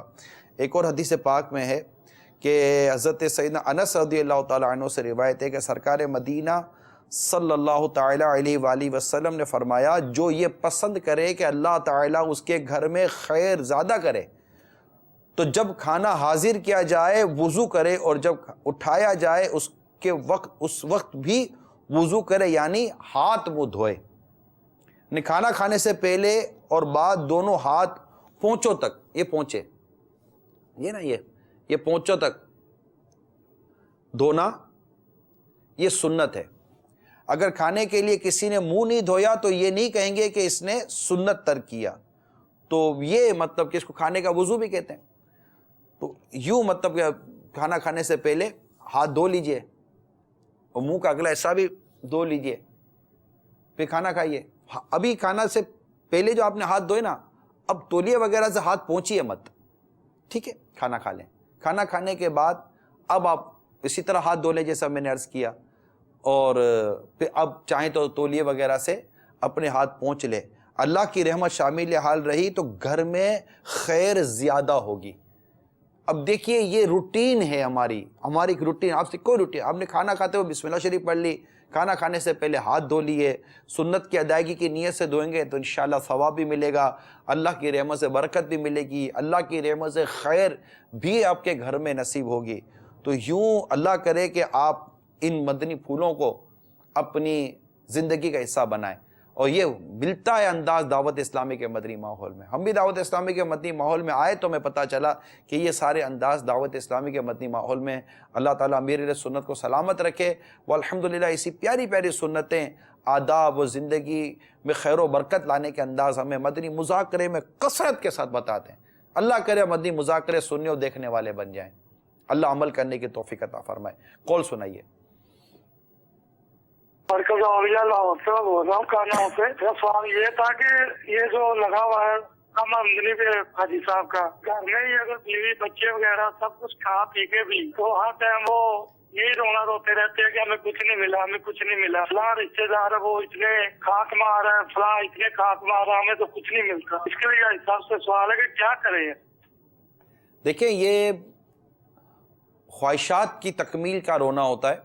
اللہ تعالیٰ کی کروڑ رحمت ہے، ہمارا مطلب کہ تن ڈھانپنے کے لیے لباس، تن ڈھانپنے کے لیے لباس، پیٹ بھر جائے اتنی روٹی، اور سر چھپانے کے لیے ایک مناسب سی چھت ہمیں مل جاتی ہے، اور الحمدللہ یہ ساری ترکیبیں ہماری بن جاتی ہیں۔ اللہ تعالیٰ کی کروڑ رحمت ہے، لیکن بس ہماری وہی نا کہ وہ اس کے پاس یہ تو میرے پاس یہ نہیں، اس کے پاس یہ تو میرے پاس یہ نہیں، اس کے پاس یہ تو میرے پاس یہ نہیں۔ ہمارے پاس اصل میں نا قناعت کی کمی ہے۔ قناعت یعنی جو اللہ تعالیٰ نے دیا اس پر راضی رہنا۔ ہمارے پاس حقیقت قناعت کی کمی ہے۔ اگر اللہ کی رحمت سے ہمیں قناعت نصیب ہو جائے اور اللہ تعالیٰ کے دیے ہوئے پر راضی ہونا ہمیں نصیب ہو جائے کہ اللہ نے جو دیا یہی ہے، اور ہمیں صبر و شکر کے ساتھ سادگی کے ساتھ زندگی گزارنے کا سلیقہ نصیب ہو جائے، سرکار مدینہ صلی اللہ تعالیٰ علیہ وآلہ وسلم کے ارشادات ہمارے پیش نظر آ جائیں کہ دنیا میں یوں رہو، یہ خلاصہ عرض کر رہا ہوں، دنیا میں یوں رہو جیسے مسافر رہا کرتا ہے۔ تو قناعت، یہ زندگی کا انداز، صبر و شکر کا انداز، اور ایک مطلب کہ لوگوں کے پاس جو کچھ ہے نا اس سے آپ بے نیاز ہو جائیے کہ لوگوں کے پاس یہ، آپ کس کو دیکھ رہے ہیں؟ ایک کے پاس ایک گاڑی ہے، آپ بولے میرے پاس بھی آنی چاہیے، تو اگلے روز دو گاڑیوں والا نظر آئے گا۔ ایک کے پاس اپنا مکان ہے، اس کے پاس 2 مکان نظر آئیں گے آپ کو، تو آپ کتنا آگے بڑھیں گے؟ آپ اللہ تعالیٰ نے جو رزق دیا، جو آمدنی آپ کی ہے، حلال ذرائع آمدنی جو اللہ تعالیٰ نے آپ کو دیا ہے، برائے کرم اس پر صبر کریں، شکر کریں۔ اپنی دنیا کے ان تمام تر چیزوں کو ہی آراستہ کرنے کے بجائے کیوں نہ ہم اپنی قبر کو آراستہ کرنے کی بھی سوچ پیدا کریں، اپنی آخرت کو بہتر کرنے کی سوچ پیدا کریں۔ ایسی عجیب و غریب ہم کو مال کی اور آمدنی کی دھن لگی ہوئی ہے کہ ہمارے ماہانہ آمدنی نہیں بڑھ رہی، یا آمدنی کم ہو گئی ہے، یا خرچہ پورا نہیں ہو رہا، اس کا ہمیں رونا آتا ہے، لیکن ہمارے نامہ اعمال میں نیکیاں نہیں آ رہی، ہم نیکیاں نہیں کر پا رہے، بلکہ الٹا نقصان ہو رہا ہے، گناہ کر رہے ہیں۔ مگر اس پر رونا کس کو آتا ہے؟ اس پر افسوس کس کو ہوتا ہے؟ اس پر صدمہ کس کو ہوتا ہے؟ آپ کی ایک دن کی کٹوتی ہو جائے گی، آپ کو افسوس ہوگا۔ 1 گھنٹے کی 2 گھنٹے کی آپ کی آمدنی کم ہو جائے، آپ کو افسوس ہوگا۔ ایک وقت کی نماز بلا اجازت شریک قضا ہو گئی، کیا ہم کو افسوس ہوا؟ ہم خود غور کریں. میں نہیں کہتا کہ تنگی نہیں ہے لوگوں کو، لیکن بعض اوقات تنگ دستی کے اسباب ہم ختم کرنے کے تیار نہیں ہوتے. آپ تنگ دستی کے اسباب ختم کریں، جیسے میں نے چند ایک اسباب بتائے، اس طرح کی ضرورتیں جو ہماری ضرورت جو ہے وہ پوری ہو. اور پھر اگر نہیں آمدنی تو پھر سہولتوں کی طرف نہ جائیں. اور جس کو اللہ تعالیٰ نے وسعت دی ہے وہ بھی اپنے اندر، مطلب کہ امیری میں بھی اعتدال ہے، غریبی میں بھی اعتدال ہے. حدیث پاک میں آیا ہے آپ امیر ہیں تب بھی اعتدال رکھیں، آپ غریب ہیں تب بھی اعتدال رکھیں، میانہ روی اختیار کریں. انشاءاللہ تعالیٰ تنگ دستی آپ کے قریب نہیں آئے گی اللہ نے چاہا. اور جس طرح کا رونا آپ کہہ رہے تو وہ رونا تنگ دستی کا عموماً نہیں ہوتا. وہ رونا بس گاڑی نہیں ہے تو ہم یہاں جائیں وہاں جائیں، تو اس کے لیے کپڑے نہیں، اس دعوت کے لیے کپڑے نہیں، تو ہر دعوت کے لیے نئے کپڑے چاہیے، ہر شادی کے لیے نئے کپڑے چاہیے. تو جناب وہ اس کے کپڑے الگ تو اس کے کپڑے الگ. تو آپ دیکھیں ایئرپورٹ پہ جانا تو کپڑے الگ، ٹرین میں جانا تو کپڑے الگ. یہی فلائٹ آپ کو مرکز الاولیاء لاہور لے کے جا رہی ہے تو ایئرپورٹ پہ جانا ہے نا، ڈریس تبدیل ہو جائے گا. اچھا یہی مرکز الاولیاء لاہور آپ نے ٹرین میں جانا ہے، کینٹ اسٹیشن سے بیٹھ کر آپ کے کپڑوں کا انداز بدل جائے گا. بھائی کیوں؟ خالی ایئرپورٹ اور ریلوے اسٹیشن یہ دو جگہیں بدلے، آپ کے کپڑوں کا انداز بدل گیا. ہوتا ہی نہیں ہوتا. پھر یہ ہماری سوچ ہے. کال سنائیے. السلام علیکم ورحمۃ اللہ وبرکاتہ. وعلیکم السلام ورحمۃ اللہ وبرکاتہ. پیارے نگران شورا، میں اکبر علی اتاری راول پنڈی سے بات کر رہا ہوں. آپ نے ناخن کی بات بتائی، اگر یہ اسلامی بہنوں کو سمجھایا جائے کہ آپ کے ناخن بڑے ہونے کی وجہ سے بے برکتی ہوتی ہے رزق میں، تو وہ آگے سے مسالے دینا شروع ہو جاتی ہے. فلاں کا بھی تو دیکھو، فلاں کا بھی تو دیکھو، ان کے ہاں تو کوئی بے برکتی نہیں ہے، ان کے ہاں تو بہت سارا رزق ہے. کیا ایسا کہنا دیکھیں یہ تو اپنے اپنے طور پر دلائل دینے کی ایک عادت ہوتی ہے. ایک غلطی کو قبول کر لینا چاہیے کہ اگر ناخن اتنے بڑھ گئے جس کو شرعاً منع کیا گیا ہے تو اس میں تو الٹی سیدھی دلیلیں دینے کا کوئی فائدہ نہیں ہے کہ وہاں تو بے برکتی نہیں ہے، ہمارے یہاں بے برکتی اس وجہ سے تھوڑی ہوگی، فلاں فلاں. یہ چیزیں نہ کریں. اور یہ غور کرنا کہ فلاں کے یہاں یہ نہیں ہے، اس کو یہ آسائش ہو گئی، یہ ہو گئی، وہ ہو گئی. دیکھیں اللہ تعالیٰ کی تقسیم کو بھی سامنے رکھیں. یہ ایک نظام قدرت ہے کہ اللہ تعالیٰ نے بعضوں کو زیادہ دیا ہے، اللہ تعالیٰ نے بعضوں کو کم دیا ہے. یہ جو امیر اور غریب، کم آمدنی والے، زیادہ آمدنی والے، یہ تقسیم یہ اللہ تبارک و تعالیٰ کی تقسیم ہے. وہ جسے چاہے رزق کشادہ کر دے، جس کے لیے چاہے رزق تنگ کر دے. تو یہ تو ہے، اور یہ پورا ایک نظام ہے.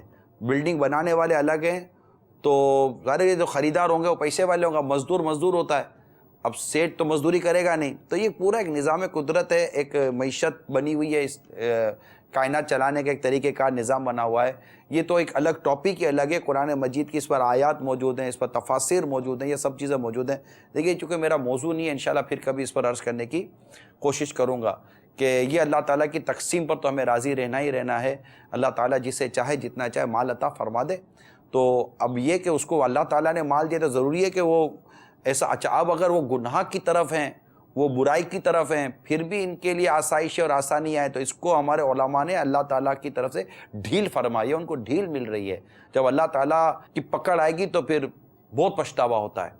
تو یہ نہ کریں، ادھر ادھر کی طرف بات نہ کریں، اپنی قبر و آخرت سنوارنے کی کوشش کریں، اور جو غلط کر رہے ہیں اس کو غلطی ختم کر کے درست طریقے پر آ جائیں. اور اسلامی بہنوں کو بھی چاہیے کہ اپنے ناخنوں کو بڑھنے نہ دیں، اور اس کو ہو سکے تو جمعہ یا کوئی بھی مطلب دن بدھ کو ناخن کاٹنے کی مطلب منع کیا گیا ہے کہ بدھ کو ناخن نہ کاٹے جائیں. تو اس کے علاوہ جمعہ کو کاٹیں، جمعہ کی ترکیب بنا لیں. یا اگر ناخن اتنے بڑھ گئے کہ وہ اب کاٹنے ضروری ہو گئے تو پھر جمعہ کا بھی انتظار نہ کریں. صلو علی الحبیب صلی اللہ تعالی علی محمد. کال سنائیے. احمد رضا اتاری ہند اتاری کابینہ شہر کلکتہ سے عرض کر رہا ہوں. ماشاء اللہ نگران شورا کا بہت ہی پیارا موضوع کم آمدنی. حاجی صاحب یہ ارشاد فرما دیجئے کہ جو اسلام بھائی کا کم ہے، مثلا میرا بعض اوقات گھر کی طرف سے پریشر بھی ہوتا ہے کہ مطلب اور پیسے دو، اتنے میں نہیں ہوتا ہے. گھر والے باہر کے لوگوں کو کہتے ہیں کہ مطلب اتنا میں کیا ہونے والا ہے، تو باہر کے لوگ آ کے ہمیں کہتے ہیں. تو کیا ایسا کرنا چاہیے کہ گھر والوں کا بھی ذہن بن جائے اور کوئی وظیفہ بھی بتا دیے تاکہ رزق میں برکتیں بھی ہوں. السلام علیکم ورحمۃ اللہ وبرکاتہ. وعلیکم السلام ورحمۃ اللہ وبرکاتہ. جی گھر والوں کی طرف سے پریشر آتا ہے کہ اپنا آمدنی کا ذریعہ بڑھائیں. اب ماشاءاللہ آپ میرے گھر والے دیکھیں کہ آپ کے گھر کا ایک فرد صبح 8-9 بجے 10 بجے جو بھی ایک روٹین ہوتی ہے اس پر نکلتے ہیں, نوکری کرتے ہیں, کام کاج کرتے ہیں, 5-6-7 بجے بیچارے گھر پر 8 بجے تھکے آ رہے آتے ہیں. اب نہیں مطلب کہ آمدنی بیچارے کی نہیں بڑھ پا رہی, تو اب اس کو پریشر ڈالیں کہ یہ کرو وہ کرو. وہ اپنی آخرت کی, وہ قبر کی تیاری کے لیے مزید کوئی اور کام نہ کرے تو اب کتنا آدمی کام کرے گا؟ 8-9 گھنٹے بس میں جانا, بس میں آنا, ویگنوں میں جانا, پیدل, دھوپ, یہ وہ, بہت اس کو بھی مطلب تکلیف ہے. تو میں تو تمام گھر والوں کو یہ عرض کروں گا کہ اپنے گھر والوں پر پریشر نہ ڈالیں. ہاں کوئی ہر دھرمی کرتا ہے, کماتا ہی نہیں ہے, روزگار پہ جاتا ہی نہیں ہے, سستیاں کرتا ہے, غفلتوں سے کام لیتا ہے, تو ٹھیک ہے, اس کو سمجھانا چاہیے کہ وہ مطلب کہ گھر بار چلانا ہے کہ اس کے اندر ذمہ داری پیدا کرنی چاہیے. ظاہر کسی کا محتاج تو نہیں بن کے رہیں گے, گھر والے بھیک تو نہیں مانگیں گے, اور گھر کے بڑے کا کام ہے کہ وہ روزگار کما کر دے. نان نفقہ تو شوہر پر واجب بھی ہے. تو یہ چیز ہے. پھر اولاد کو بھی ہم روزگار کی طرف لاتے ہیں, ظاہر وہ بھیک مانگ کر تو کھائے گا نہیں, کل کو اس نے بھی اپنے گھر کو آباد کرنا ہے, تو اس نے بھی اپنے گھر کا نان نفقہ چلانا ہے, خرچہ پانی چلانا ہے. تو یہ تو ایک ہے, لیکن ان کو زیادہ آمدنی کرنے پر پریشرائز نہ کرنے ہی کی میں مدنی التجا کروں گا, تاکہ یہ حرام روزی کی طرف نہ جائیں. کیونکہ کم آمدنی جو ہے نا, یہ بسا اوقات گناہوں کی طرف لے کے جاتی ہے, برائی کی طرف لے کے آئے, جو ہمارے سلسلے کا دوسرا حصہ ہے. ہم آپ کو ایک DSP صاحب ہیں, انہوں نے جو اپنے تاثرات دیے ہیں, آئیو آپ کو میں ان کے تاثرات سناتا ہوں. میرا نام زاہد حسین ہے. کراچی پولیس میں مجھے تقریباً 30 سال سروسز کرتے ہوئے ہو گئے. فرسٹریشن, غربت, مجبوری, بے روزگاری جو اس ملک میں ہے, یہ بہت بڑا عنصر ہے کہ اس کی وجہ سے لوگ چوری, ڈکیتی اور رازداری پہ مجبور ہیں. جتنے بھی لوگ ہم نے بڑے بڑے ڈکیت پکڑے, جب ہم ان کے گھر میں گئے اور ہم نے جا کے ریڈ کیا اور سرچنگ کی, تو آپ خدا پہ یقین کریں ان کے گھر میں ہمیں کچھ بھی نہیں ملا. پھر جب ان سے پوچھا گیا کہ بھئی جب تم نے اتنا پیسہ کمایا وہ کہاں گیا, انہوں نے کہا کہ جی بات یہ کہ شروع میں تو ہمیں یہ تھا کہ ہم غربت کی وجہ سے ہم نے یہ کام کیا, تو ہم آہستہ آہستہ اس کے عادی ہو گئے, ایزی منی گئے, چھینا جب ٹھیک ہے. جب ہم عادی ہو گئے تو اس کے بعد پھر ہم غلط لوگوں میں, غلط صحبتوں میں بیٹھے, جو ہم لوٹا ماری کرتے تھے, پیسہ لاتے تھے, وہ ہم جوئے میں, شراب میں اور غلط عورتوں کے پاس جا کے وہ ہم خرچ کر لیتے تھے. تو ان کے گھر والوں سے جب ہم نے انٹرویو کیا تو انہوں نے بتایا کہ ہم اس سے اپنے بچوں سے بڑے عاجز ہیں, کیونکہ یہ بچہ بجائے اس کے کہ ہمارا بازو بنتا, ہمارا ساتھ دیتا, چھوٹی موٹی کوئی نوکری کرتا, اس نے نہیں کیا اور یہ بگڑ گیا. بعض گھروں میں ہم نے دیکھا کہ جب اس کا انٹرویو کیا ہم نے مجرم کا, اور اس سے پوچھا کہ بھئی, تو اس نے کہا کہ جی بات یہ کہ گھر میں ہر وقت لڑائی رہتی تھی, ماں باپ کا جھگڑا رہتا تھا, گھر میں بجلی کا بل نہیں ہے, کبھی ناشتے کی چیزیں نہیں ہیں, اسکول کی فیس نہیں ہے, تو میں پڑھ بھی نہیں سکا. اور پھر میں باہر آ کے جب بیٹھتا تھا تو میں خالی تھا, کام وام بھی مجھے کسی نے نہیں دیا, میں غلط لڑکوں میں بیٹھنے لگا. شروع میں مطلب موبائل فون چھیننا, چھوٹی موٹی ڈکیتیاں کرنا, چھوٹی موٹی. اس کے بعد اگر وہ جیل چلے گئے, پھر جیل بھی ایک انڈسٹری ہے جرائم کی, جہاں بڑے بڑے گروپ جیل میں ہوتے ہیں. ان کا ذریعہ آمدنی یہی ہے کہ باہر جو بچے اندر جاتے ہیں, نیولی اریسٹ ہوتے ہیں, وہ اندر جاتے ہیں, وہ ان کو استعمال کرتے ہیں, ان کی ضمانتیں کراتے ہیں, اور باہر پھر گروپ بنتے ہیں اور وہ گروپوں میں کام کرتے ہیں. ماحول اور وقت ایسا ہوتا ہے کہ جب مفلسی اور غربت ہوتی ہے, اس کی وجہ سے وہ جب اس لائن پہ چل پڑتے ہیں, شروع میں تو وہ ایسا سمجھتے ہیں, جو میں نے دیکھا ہے سمجھتے ہیں, اور وہ چاہتے ہیں کہ وہ کچھ کریں گے گھر والوں کے لیے, لیکن بعد میں وہ ظاہری بات ہے آپ یہ سمجھتے ہیں کہ 2 نمبر پیسہ, 2 نمبر طریقے سے حاصل کیا گیا پیسہ کبھی بھی انسان کو راحت نہیں پہنچا سکتا. لیکن بچے کے لیے سب سے بڑی تربیت کا تو اس ماں کی گود ہے, ماں کی گود کے بعد گھر کا ماحول ہے, گھر کے ماحول کے بعد اطراف کا ماحول ہے. تو یہ تو ماحول پہ ڈیپینڈ کرتا ہے. میں یہ سمجھتا ہوں کہ کبھی بھی انسان کو غربت, فرسٹریشن, افلاس, بے روزگاری, پریشانی کی وجہ سے جرم کی طرف نہیں آنا چاہیے, بلکہ اللہ سے دعا کرنی چاہیے اور اپنے معاملات کو سیدھا رکھنا چاہیے, محنت کرنی چاہیے. موت آپ کو ہر جگہ آ کے ڈھونڈ لیتی ہے, تو آپ کا رزق آپ کو کیسے آگے نہیں ڈھونڈے گا. میں یہ سمجھتا ہوں کہ دعوت اسلامی کا جو ماحول ہے, میں کہتا ہوں کہ یہ اللہ کی ہم پہ مہربانی ہے, اللہ کا احسان ہے کہ جہاں نوجوان بچے میں جاتا رہا ہوں, میں ایسے جو PIB بھی رہا ہوں تقریباً کوئی 1.5 سال, میں نے ان کے جو پروگرام ہیں جو جمعرات ہوتے ہیں میں نے اٹینڈ کیے ہیں, دعا اٹینڈ کی ہے, میں نے ان کا ماحول دیکھا ہے, ان کا بڑا بہترین ماحول ہے. نوجوان بچے جو آتے ہیں وہ سنتوں پہ عمل کرتے ہیں, صبر کی تلقین ان کو ملتی ہے, ان کو ایک دھاڑس ملتی ہے, ایک امید ملتی ہے, ان کا اللہ پہ بھروسہ جمتا ہے. میں سمجھتا ہوں دعوت اسلامی کا جو ماحول ہے وہ قابل تحسین ہے, ہم مسلمانوں کے لیے, ہمیں چاہیے کہ وقتاً فوقتاً گائے بگائے ان کے پروگرام بھی اٹینڈ کریں. دعوت اسلامی کا ایک بہت بڑا رول ہے پورے پاکستان میں. آپ دیکھیں دعوت اسلامی میں سب آپ کو نوجوان ہی ملیں گے, جو میں نے دیکھا ہے. اس کا مقصد ہے کہ نوجوان اچھے راستے پہ چلنا چاہتے ہیں, ان کو تربیت کی ضرورت ہے, ماحول کی ضرورت ہے. اچھا میں ایک اور بات یہاں کرتا چلوں.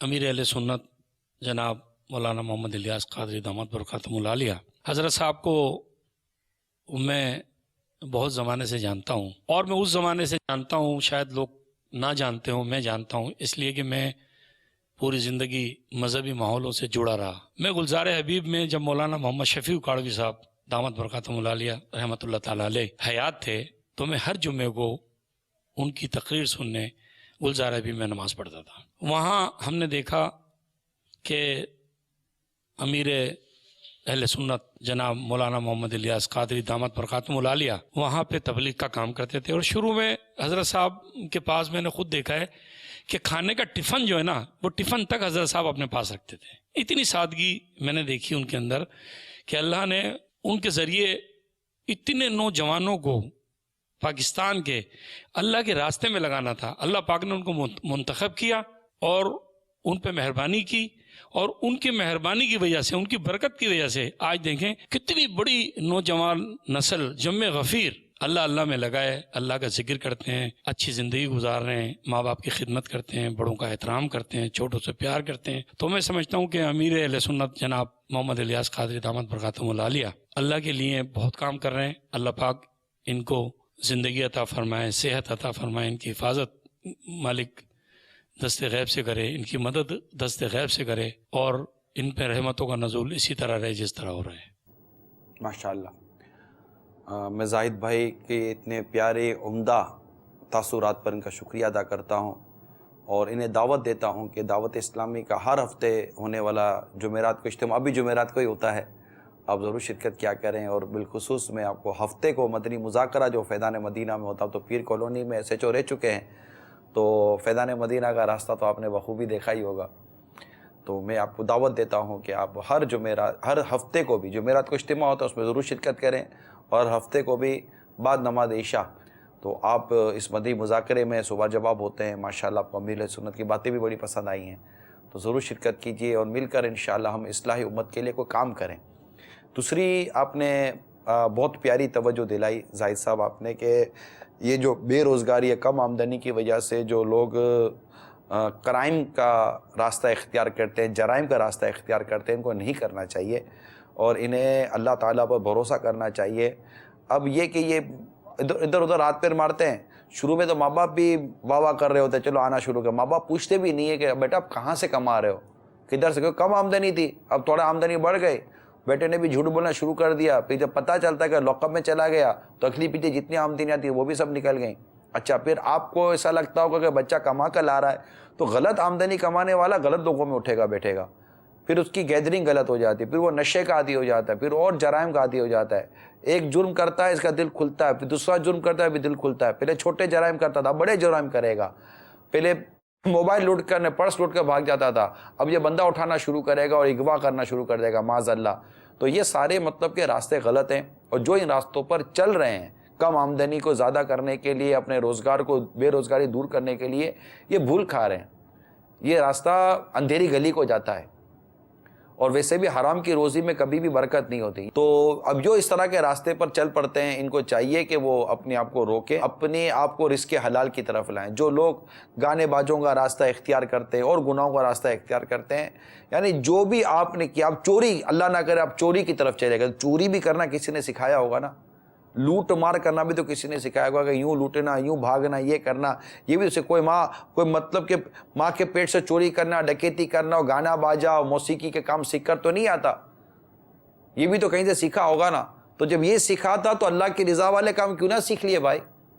اصل پرابلم یہ ہے کہ ہمارے یہاں نوجوانوں کو, بالخصوص اس وقت جو نوجوانوں کا ایک پرابلم یہ ہے کہ وہ بہت جلدی پیسہ کمانے والے کا ذہن بن گیا ہے, کہ میں وہ بہت جلدی پیسے کمانے والا شروع کر دوں.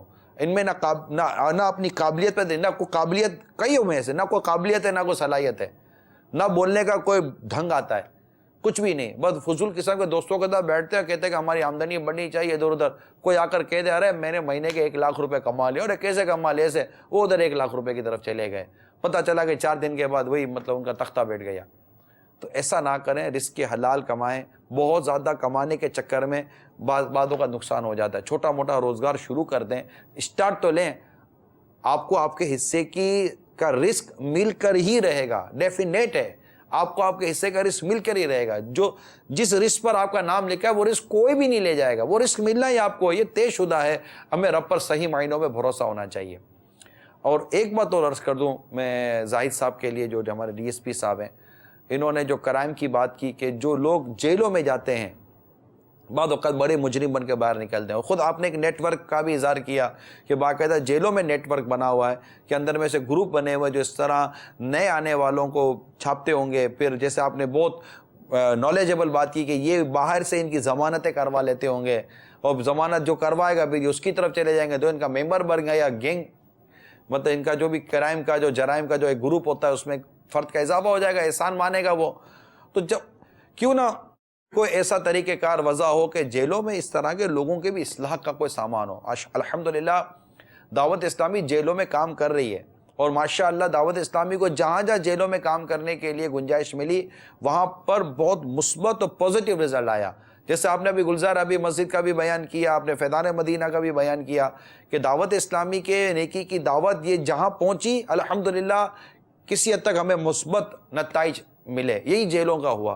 اگر ان تمام جگہوں پر دعوت اسلامی کے لیے راستے کھول دیے جائیں اور ہمارے مبلغین کو اجازت دے دی جائے, الحمدللہ اجازت ہے لیکن مزید اس میں اضافہ کیا جائے اور دعوت اسلامی پر اعتماد کیا جائے, اس کے مبلغین پر اعتماد کیا جائے اور بیرکس بنے, پھر ان میں جا کر نیکی کی دعوت ہو, یہ ہو سکتا ہے. پھر ایک تو دعوت اسلامی اپنا کردار ادا کرے, اس کے علاوہ قانون سازی تو ہوئی ہوتی ہے, لاز بائی لاز بنے ہوئے ہوتے ہیں, اس پر پراپر امپلیمنٹ ہو.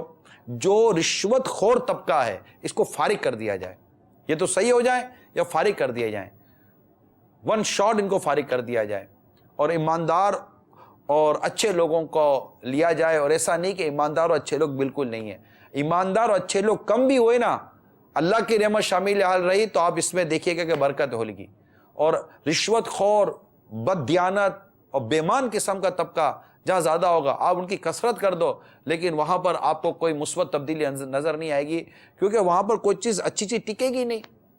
یہ مطلب کہ بس یہ رشوتیں کھاتے رہیں گے اور امت کے لیے نقصان دیتے رہیں گے. تو جو اس کو روکنے کا اختیار رکھتے ہیں ان کے لیے لازم ہے کہ اس کو روکیں, برائی کے راستے بند کریں, تاکہ اگر ایک شخص باہر کوئی بری گیدرنگ یا بری صحبت کی وجہ سے کوئی غلط چلا بھی گیا, اب جیل میں جا کر تو وہ نیک بن کر نکلتا نا. پہلے کے دور میں, صدیوں پرانی بات کر رہا ہوں, پہلے کے دور میں جیل بھی ہوتی تھی, ان جیلوں میں باقاعدہ ایک شعبہ ہوتا تھا امر بالمعروف و نہی عن المنکر کا, نیکی کی دعوت دینے اور برائی سے منع کرنے کا شعبہ ہوتا تھا. آج دعوت اسلامی ہے, دعوت اسلامی کا شعبہ بھی ہے, ہمارے لیے مزید راستے کھول دیے جائیں. الحمدللہ دعوت اسلامی کے مبلغین قرآن بھی پڑھائیں گے, انشاءاللہ ان کو نمازیں بھی سکھائیں گے, ان کو نیکی کی دعوت بھی دیں گے, کھل کر کام کریں گے. آپ کو اللہ نے چاہ تو تبدیلی نہ نظر آئے تو کہیے گا. ماشاءاللہ اس کا اعتراف جیل کے جو افسران ہوتے ہیں یہ خود اعتراف کرتے ہیں, اور ایک نہیں تمام صوبوں کے کم و بیش جیلوں کے جو افسران ہمیں ملتے ہیں تو یہ اعتراف کرتے ہیں. بیرون ملک الحمدللہ اس کا اعتراف کیا جاتا ہے. تو یہ کچھ ایسے ذہن میں آئے تھے مدنی پھول تو میں نے عرض کر دیے. تو یہ کم آمدنی کی وجہ سے جو جرائم کا راستہ اختیار کرتے ہیں, برائے کرم اس سے بچیے. اس میں آپ دیکھیے کہ غربت اور اس کی وجہ سے کس قدر لوگوں کی سوچیں تبدیل ہوتی ہیں. تو عرض یہ کرنا تھا کہ غربت کی وجہ سے, کم آمدنی کی وجہ سے جرائم کا راستہ جو اختیار کرتے ہیں, وہ گھر والے دیکھیں کہ ہمارے گھر کا کوئی فرد جرائم کا راستہ تو یا گناہوں کا راستہ تو اختیار نہیں کر رہا. ان گناہوں کے راستے میں سود بھی شامل ہے نا. ہمارے یہاں تو یہ نا کہ جیسے ہمارے پولیس والے یا دیگر ایسے ادارے ہوتے ہیں کہ اگر کوئی لوٹ مار کر رہا ہے, کوئی چوری کر رہا ہے, کوئی ڈکیتی کر رہا ہے, کوئی موٹر سائیکل چوری کر رہا ہے, کار چوری کر رہا ہے, تو اس کو پکڑ لیں گے. کیوں کہ یہ جرم ہے. یار آپ سوچو تو صحیح, کیا سود جرم نہیں ہے؟ اگر سود بھی جرم نہیں ہے تو پھر جرم ہے کیا؟ آپ رشوت خور کو پکڑتے ہیں جب وہ پکڑائی میں آ جاتا ہے, اب سود خور کو کیوں نہیں پکڑ رہے جو سود کھا رہا ہے؟ اللہ تعالیٰ نے جس چیز کو حرام کر دیا اور جو اتنا بڑا جرم ثابت ہو گیا ہے قرآن و حدیث کے مطابق, اس کو کیوں نہیں روکا جا رہا؟ تو یہ سود میں مبتلا ہوا ہے, رشوت میں مبتلا ہوا, یا اس طرح کے اور کرائم میں مبتلا ہوا, اب ان کے متعلق مطلب کہ لیں تو یہ مختلف جرائم ہیں جن میں یہ پڑ جاتے ہیں. تو گھر والے دیکھیں کہ جو ان جرائم میں اور گناہوں میں پڑھ کر آمدنی کا ذریعہ اپنا بڑھانے کی کوشش کر رہے ہیں, آپ ان کی حوصلہ افزائی نہ کریں, ان کو نیکی کی دعوت دیں اور انہیں دعوت اسلامی کے مدنی ماحول کی طرف بھیجیں. اللہ نے چاہا تو صبر اور قناعت اور شکر کی نعمت جب نصیب ہوگی تو امید ہے کہ یہ کم آمدنی میں بھی اپنا گھر چلانے والی پوزیشن میں آ جائیں گے. آئیے دیکھتے ہیں خبریں. دوست کے ساتھ مل کر بہن نے بہن کو قتل کر دیا. قرضہ اتارنے کے لیے پیسے چرانا چاہتی تھی. غربت سے تنگ ماں نے بچے سابقہ شوہر کے حوالے کر دیے. غربت یا ایمان کی کمزوری. چوروں نے جامع مسجد میں نماز کے دوران جنریٹر بند کیا اور اٹھا کر فرار ہو گئے. غربت سے تنگ والدین نے 4500 روپے میں اپنا نومولود بچہ فروخت کر دیا. غربت جرم بن گئی. شادی میں لٹائے پیسے اٹھانے پر 2 کمسن لڑکوں پر تشدد. ایک کا سر پھاڑ دیا, دوسرے کا دانت توڑ دیا. بھائیوں نے بہن کے امانت رکھے زیورات چوری کر کے بیچ دیے. لاہور. حالات سے دل برداشتہ عورت بچہ فروخت کرنے کے لیے سڑک کنارے بیٹھ گئی. خاتون نے غربت کا فائدہ اٹھاتے ہوئے ہمسائی عورت کا 2 سالہ بچہ فروخت کر دیا. فیصل آباد میں غربت کے مارے باپ نے 2 ماہ کا بچہ فروخت کر دیا. اب آپ کے سامنے ہے کہ غربت اور کم آمدنی کی وجہ سے لوگ کن کن طرح کے جرائم اور گناہ اور بد اخلاقی غیر اخلاقی معاملات میں شکار ہو رہے ہیں. اب دیکھیے, ایک مدنی چینل کے سلسلے کے ذریعے ہم لوگوں کی آمدنی تو بڑھانے سے رہے اور ہم کو ان کی سیلریاں تو بڑھانے سے رہے. میری یہاں پر مدنی التجا ان مخیر حضرات سے ہے جن کو اللہ تعالیٰ نے وسعت دی ہے, مال اسباب دیے ہیں.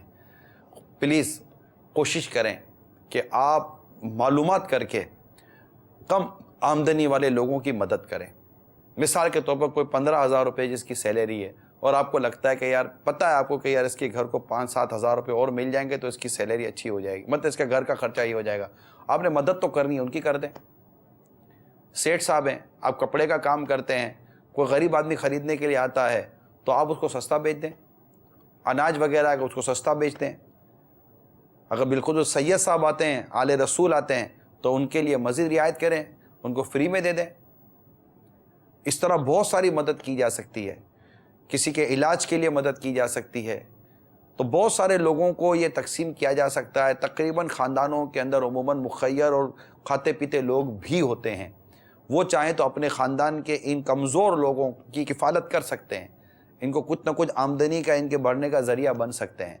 میں نہیں کہتا کہ کسی کا فکس کر دیں, یہ صرف دیتے ہی رہیں اور یہ روزگار کی طرف نہ جائیں. ہاں, کوئی اللہ نہ کرے کوئی ایسی بیوہ عورت ہے جو بیچاری کمائی نہیں سکتی, اس کے آگے پیچھے کوئی بھی نہیں ہے, اس کی شریعت کے دائرے میں رہ کر شرعی تقاضے پورے کر کے کوئی مدد کی جاتی ہے, وہ ایک الگ میٹر ہے. لیکن ایک شخص ہے جو بیچارہ کم آمدنی میں, آپ دیکھ بھی رہے کہ کوشش کر رہا ہے لیکن وہ نہیں مطلب بیچارہ وہ ہو پا رہا, تو کچھ نہ کچھ اس کے ساتھ مالی تعاون کر کے اس کو کھڑا کرنے کی کوشش کریں. اس کو روزگار کھول دیں, اس کو کوئی مطلب کہ وہ فروٹ کی ریڑھی لگا دیں, اس کو کوئی اور مطلب کہ روزگار کا اس کا ذریعہ بنا دیں.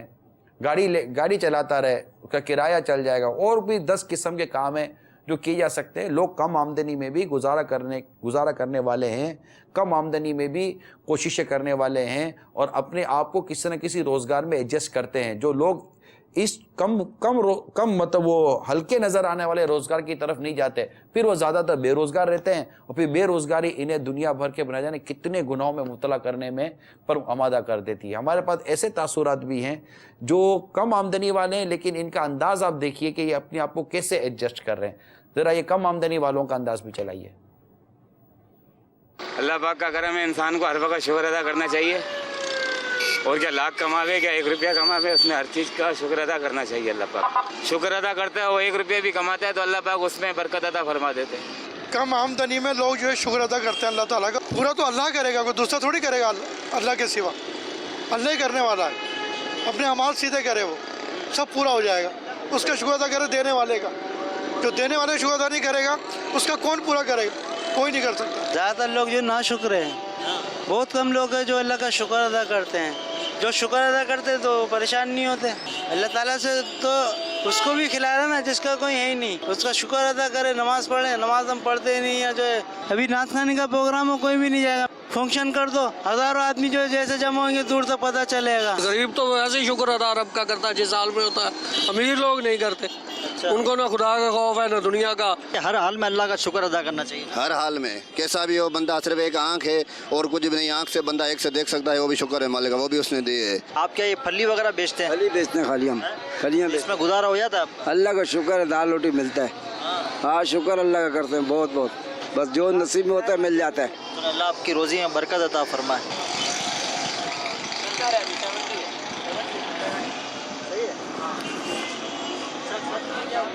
कोई आमदनी का और कोई जरिया नहीं है? नहीं, और कोई जरिया नहीं है? नहीं, कोई जरिया नहीं। आपके बेटे वगैरह है? कोई नहीं, मैं अकेला हूँ। वेट वगैरह करके आप पैसे कमाते हो, इससे आप कितना कमा लेते हो? अल्लाह का शुक्र हाल में अदा करना चाहिए बंदे को, जैसे भी हालात हो। मदनी चैनल के नाजरीन देखें, ये इनकी ना रोज़ी का ज़रिया है। वेट मशीन इनके पास मौजूद है। मैंने भी अपना वज़न करवाया, मेरा वज़न 70 किलो है। और भी लोग आते हैं इनके पास, यही इनकी आमदनी का ज़रिया है और इसी पर ये रब का शुक्र अदा करते हैं। ये उन लोगों के लिए मैसेज है जो इतना कमाने के बावजूद भी रब का शुक्र अदा नहीं करते हैं। सल्लु अलल हबीब सल्लल्लाहु तआला अला मुहम्मद। अच्छा, अब कुछ मैं मदनी फूल अर्ज़ कर देता हूँ। मशाइख़ किराम फरमाते हैं कि दो चीज़ें कभी जमा नहीं हो सकती, मुफलिसी और चाश्त की नमाज। यानी जो कोई चाश्त की नमाज का पाबंद होगा इंशाअल्लाह अज़्ज़ा वजल कभी मुफलिस ना होगा। चाश्त, इशराक और चाश्त, आप ये दो लफ्ज़ सुनते होंगे। जब सूरज तुलू होता है, सूरज तुलू हो तो सूरज तुलू होने के 20 मिनट के बाद इशराक और चाश्त का वक्त शुरू हो जाता है। तो अल्लाह तौफीक दे हमें, हम रोज़ाना फजर भी पाबंदी के साथ बाजमात अदा करें और उसके बाद अल्लाह ताला का ज़िक्र करते रहें यहाँ तक कि सूरज तुलू हो जाए। सूरज तुलू हो जाने के बाद आप 20 मिनट तक इंतज़ार करें। 20 मिनट के बाद 21, 22, 23 मिनट हो जाने दें और उसके बाद आप 2 रकत इशराक की पढ़ लें, 2 रकत चाश्त की पढ़ लें। तो ये 2 रकतें, 2 रकतें पढ़ लें। भले आप सूरह फातिहा के बाद 3 बार सूरह इखलास पढ़ लें, 1 बार सूरह इखलास पढ़ लें या कोई भी सूरत मिला लें। तो 2 रकत इशराक की कम से कम 2 रकत चाश्त, ये दोनों पढ़ लें।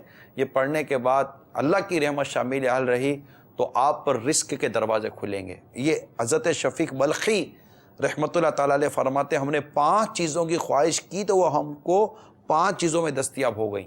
उनमें एक का बयान करता हूँ। वो एक ये है कि जब हमने रोज़ी में बरकत तलब की तो हमको नमाज चाश्त पढ़ने में मुयस्सर हुई, यानी रिस्क में बरकत पाई। तो तमाम तर मदनी चैनल के नाजरीन, इस्लामी भाई, इस्लामी बहनें, सबको चाहिए कि अल्लाह ताला मुझे भी तौफीक दे, अल्लाह आपको भी तौफीक अता फरमाए कि फ़जर की नमाज़ अदा करें, तहज्जुद की नमाज़ अदा करें। इंशाअल्लाह उसमें भी अल्लाह ताला ने चाहा तो रिस्क में बरकत मिलेगी।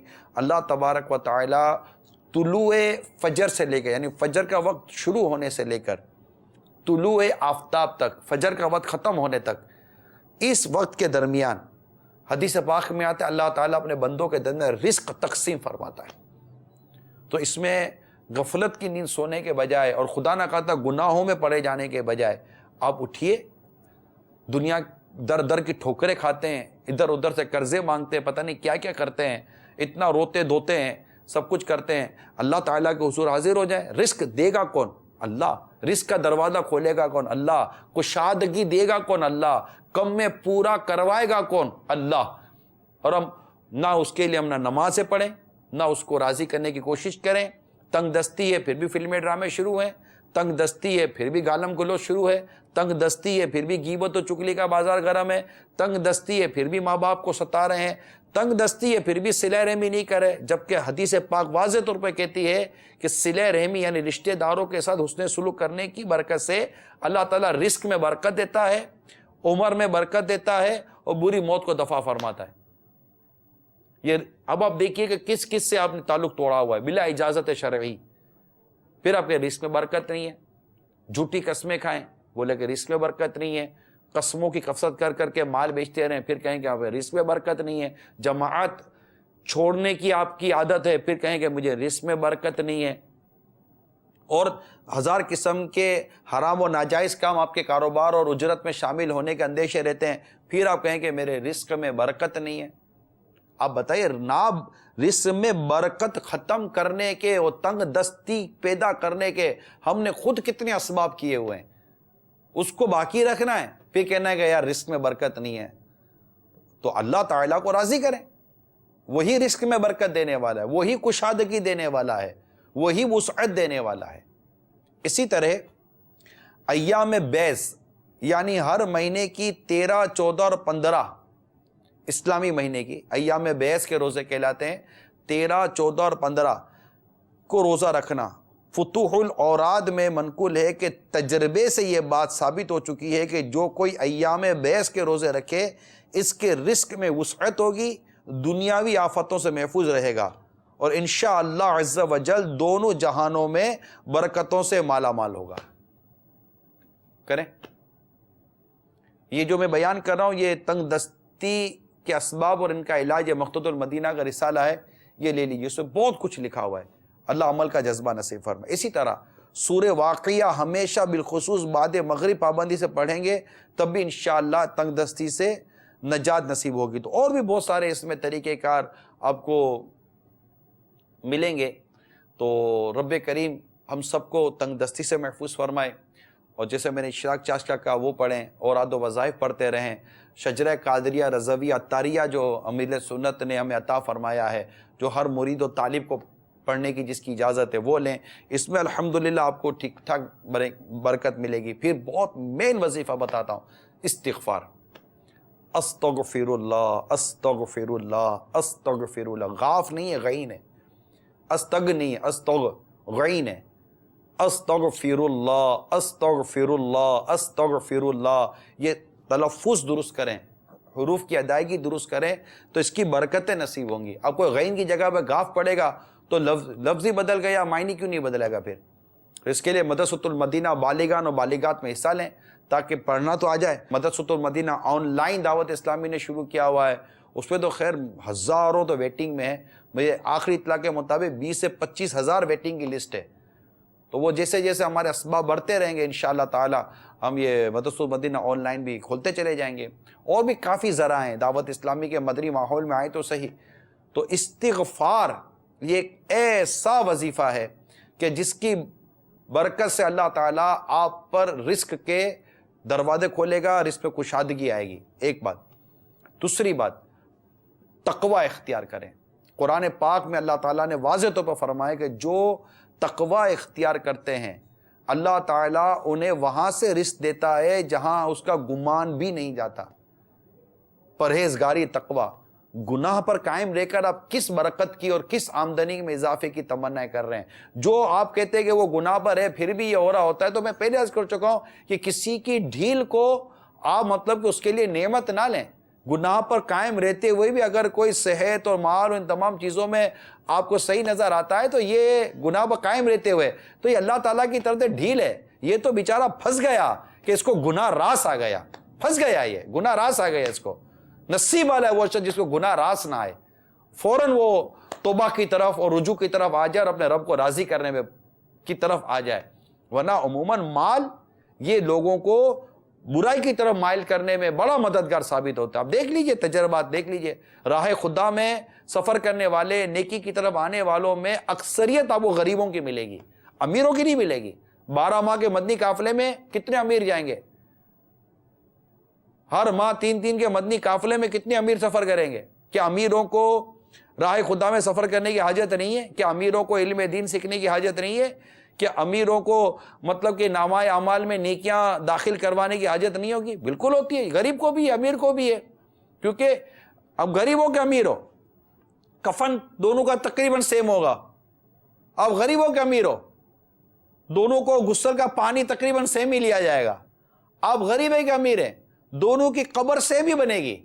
آپ غریب ہیں یا امیر ہیں، آپ کی قبر پر کوئی پھول چڑھانے کے لیے آئے گا تو کوئی اسٹال نہیں لگا ہوا ہے کہ امیروں کے لیے، امیروں کی قبر پہ پھول چڑھانے تو اس اسٹال سے لیجئے، اور غریبوں کی قبر پہ پھول چڑھانے تو اسٹال سے لیجئے۔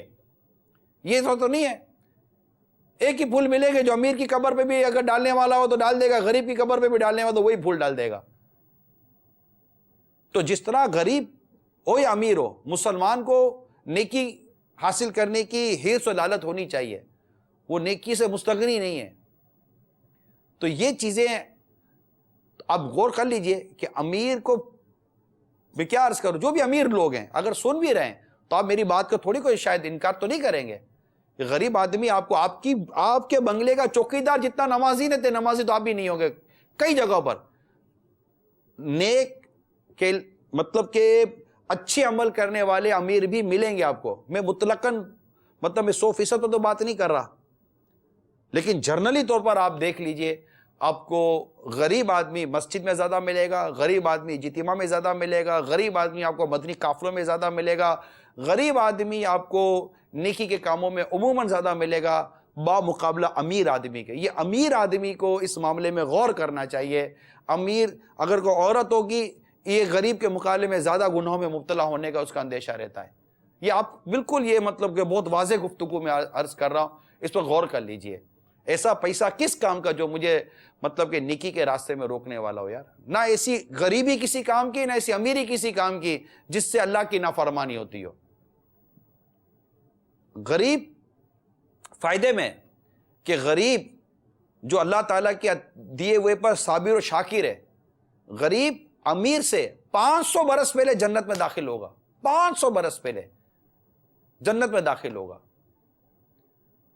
امیر سنت کا رسالہ غریب فائدے میں بیان تھا، اس کا مدنی گلدستہ ہے وہ تحریری مدنی گلدستہ، غریب فائدے میں۔ اگر یہ پڑھیں گے نا تو آپ کو اپنی کم آمدنی پر، اپنی غربت پر، اور اپنی مطلب یہ جو آپ کا جو قسمہ پرسی کا عالم ہوتا ہے کہ یار نہ گاڑی لے سکتے ہیں، یار نہ یہ ہے نہ وہ ہے، کچھ بھی نہیں ہے، تو اللہ کے بندو دنیا مومن کے لیے قید خانہ ہے، کافر کے لیے جنت ہے۔ اگر دنیا کی کچھ زندگی ہمیں مطلب کہ تکلیف میں گزارنے کا وہ پر بھی جاتا ہے تو اس کا مطلب یہ نہیں ہے کہ ہم مطلب اس میں شکوہ شکایت کا بازار گرم کریں۔ تو غریب ہے تو فائدے میں، اگر پڑھیں گے رسالہ تو آپ کو پتہ چلے کہ غریب کتنا فائدے میں۔ امیر بھی پڑھے گا تو ہو سکتا ہے کہ ایک چوٹ پہ یہ سوچے کہ یار غریب ہونا زیادہ فائدے میں۔ یہ میں آپ کو یقین دلا رہا ہوں، میں نے الحمدللہ یہ رسالہ پڑھا ہے، اس رسالے میں بڑی برکت ہے الحمدللہ۔ اس رسالے سے میں نے بیان بھی کیا ہے، غریب فائدے میں۔ یہ رسالہ لیجیے، امیر بھی لے غریب بھی لے، سب لیں اور رسالے کو پڑھیں، اس میں بہت سارے مدنی پھول ہیں۔ اچھا پھر یہ ہے غریب فائدے میں رسالے کا نام، لیکن اگر کوئی غربت ختم کرنا چاہتا ہے، تنگ دستی دور کرنا چاہتا ہے، مالدار ہونا چاہتا ہے تو یہ رسالے کے اندر اس کے بھی مدنی پھول لکھے ہوئے ہیں۔ اب آخر میں ایک اور بہت پیارا طریقہ برکت کا یہ بیان کرنے جا رہا ہوں۔ اللہ تعالی ہمیں تنگ دستی سے محفوظ فرمائے۔ یہ گھر میں داخل ہونے کا ایک بہت ہی پیارا مدنی پھول ہے، وہ انشاءاللہ تعالی میں بیان کرتا ہوں۔ صلو علی الحبیب صلی اللہ تعالی علی محمد۔ حضرت سیدنا سہل بن سعد رضی اللہ تعالی عنہ بیان کرتے ہیں کہ ایک شخص نے حضور اکرم صلی اللہ تعالی علیہ وآلہ وسلم کی خدمت بابرکت میں حاضر ہو کر اپنی مفلسی کی شکایت کی۔ پیارے آقا صلی اللہ تعالی علیہ وآلہ وسلم نے فرمایا، جب تم گھر میں داخل ہو تو گھر والوں کو سلام کرو، اور اگر کوئی نہ ہو تو مجھ پر سلام عرض کرو، اور ایک بار قل هو اللہ شریف یعنی قل هو اللہ احد، قل شریف جو ہے سورہ اخلاص پڑھو۔ اس شخص نے ایسا ہی کیا، پھر اللہ تعالیٰ نے اس کو اتنا مالا مال کر دیا کہ اس نے اپنے ہمسایوں اور رشتہ داروں کی بھی خدمت کی۔ تو یہ ایک بہت پیارا طریقہ کار ہے، اس کو اختیار کریں۔ جب بھی گھر میں آئیں سلام کریں، کوئی نہ ہو تو آقا کی بارگاہ میں سلام عرض کریں، اور پھر ایک بار سورہ اخلاص پڑھیں، رب نے چاہا تو ڈھیروں ڈھیر برکتیں نصیب ہوں گی۔ آئیے ایک کال لے لیتے ہیں۔ السلام علیکم ورحمۃ اللہ وبرکاتہ۔ وعلیکم السلام ورحمۃ اللہ وبرکاتہ۔ محمد صاحب جزا تاری کویت سے بول رہا ہوں۔ ایک بار مدنی چینل پہ سننے کی ترکیب ہوئی تھی کہ 7 مرتبہ سورہ کوثر پڑھ کر راشن وغیرہ پہ دم کر دیجئے تو برکت ہوئے گی۔ 16 دن کا راشن لایا جاتا ہے ہمارے گھر میں، اور وہ مہینے سے بھی اوپر چلا جاتا ہے۔ الحمدللہ برکت ہوتی ہے ہمارے گھر میں، اور میں خود ذاتی طور پہ ہم لوگ برکت دیکھ رہے ہیں اس کی۔ 7 مرتبہ سورہ کوثر پڑھ کے یہ راشن پہ دم کرتے ہیں، اور انہوں نے برکت اور بہار، مدنی بہار ہے قرآن مجید کی صورت یہ ماشاءاللہ اللہ تعالیٰ اور برکت عطا فرمائے اور اللہ تعالیٰ ہمیں ایمان کی سلامتی عطا فرمائے. آمین بجاہ نبی الامین صلی اللہ تعالیٰ علیہ وآلہ وسلم. صلو علی الحبیب صلی اللہ تعالیٰ علی محمد. دل پہ غم چھا گیا یا رسول خدا، کیا بنے گا میرا یا رسول خدا.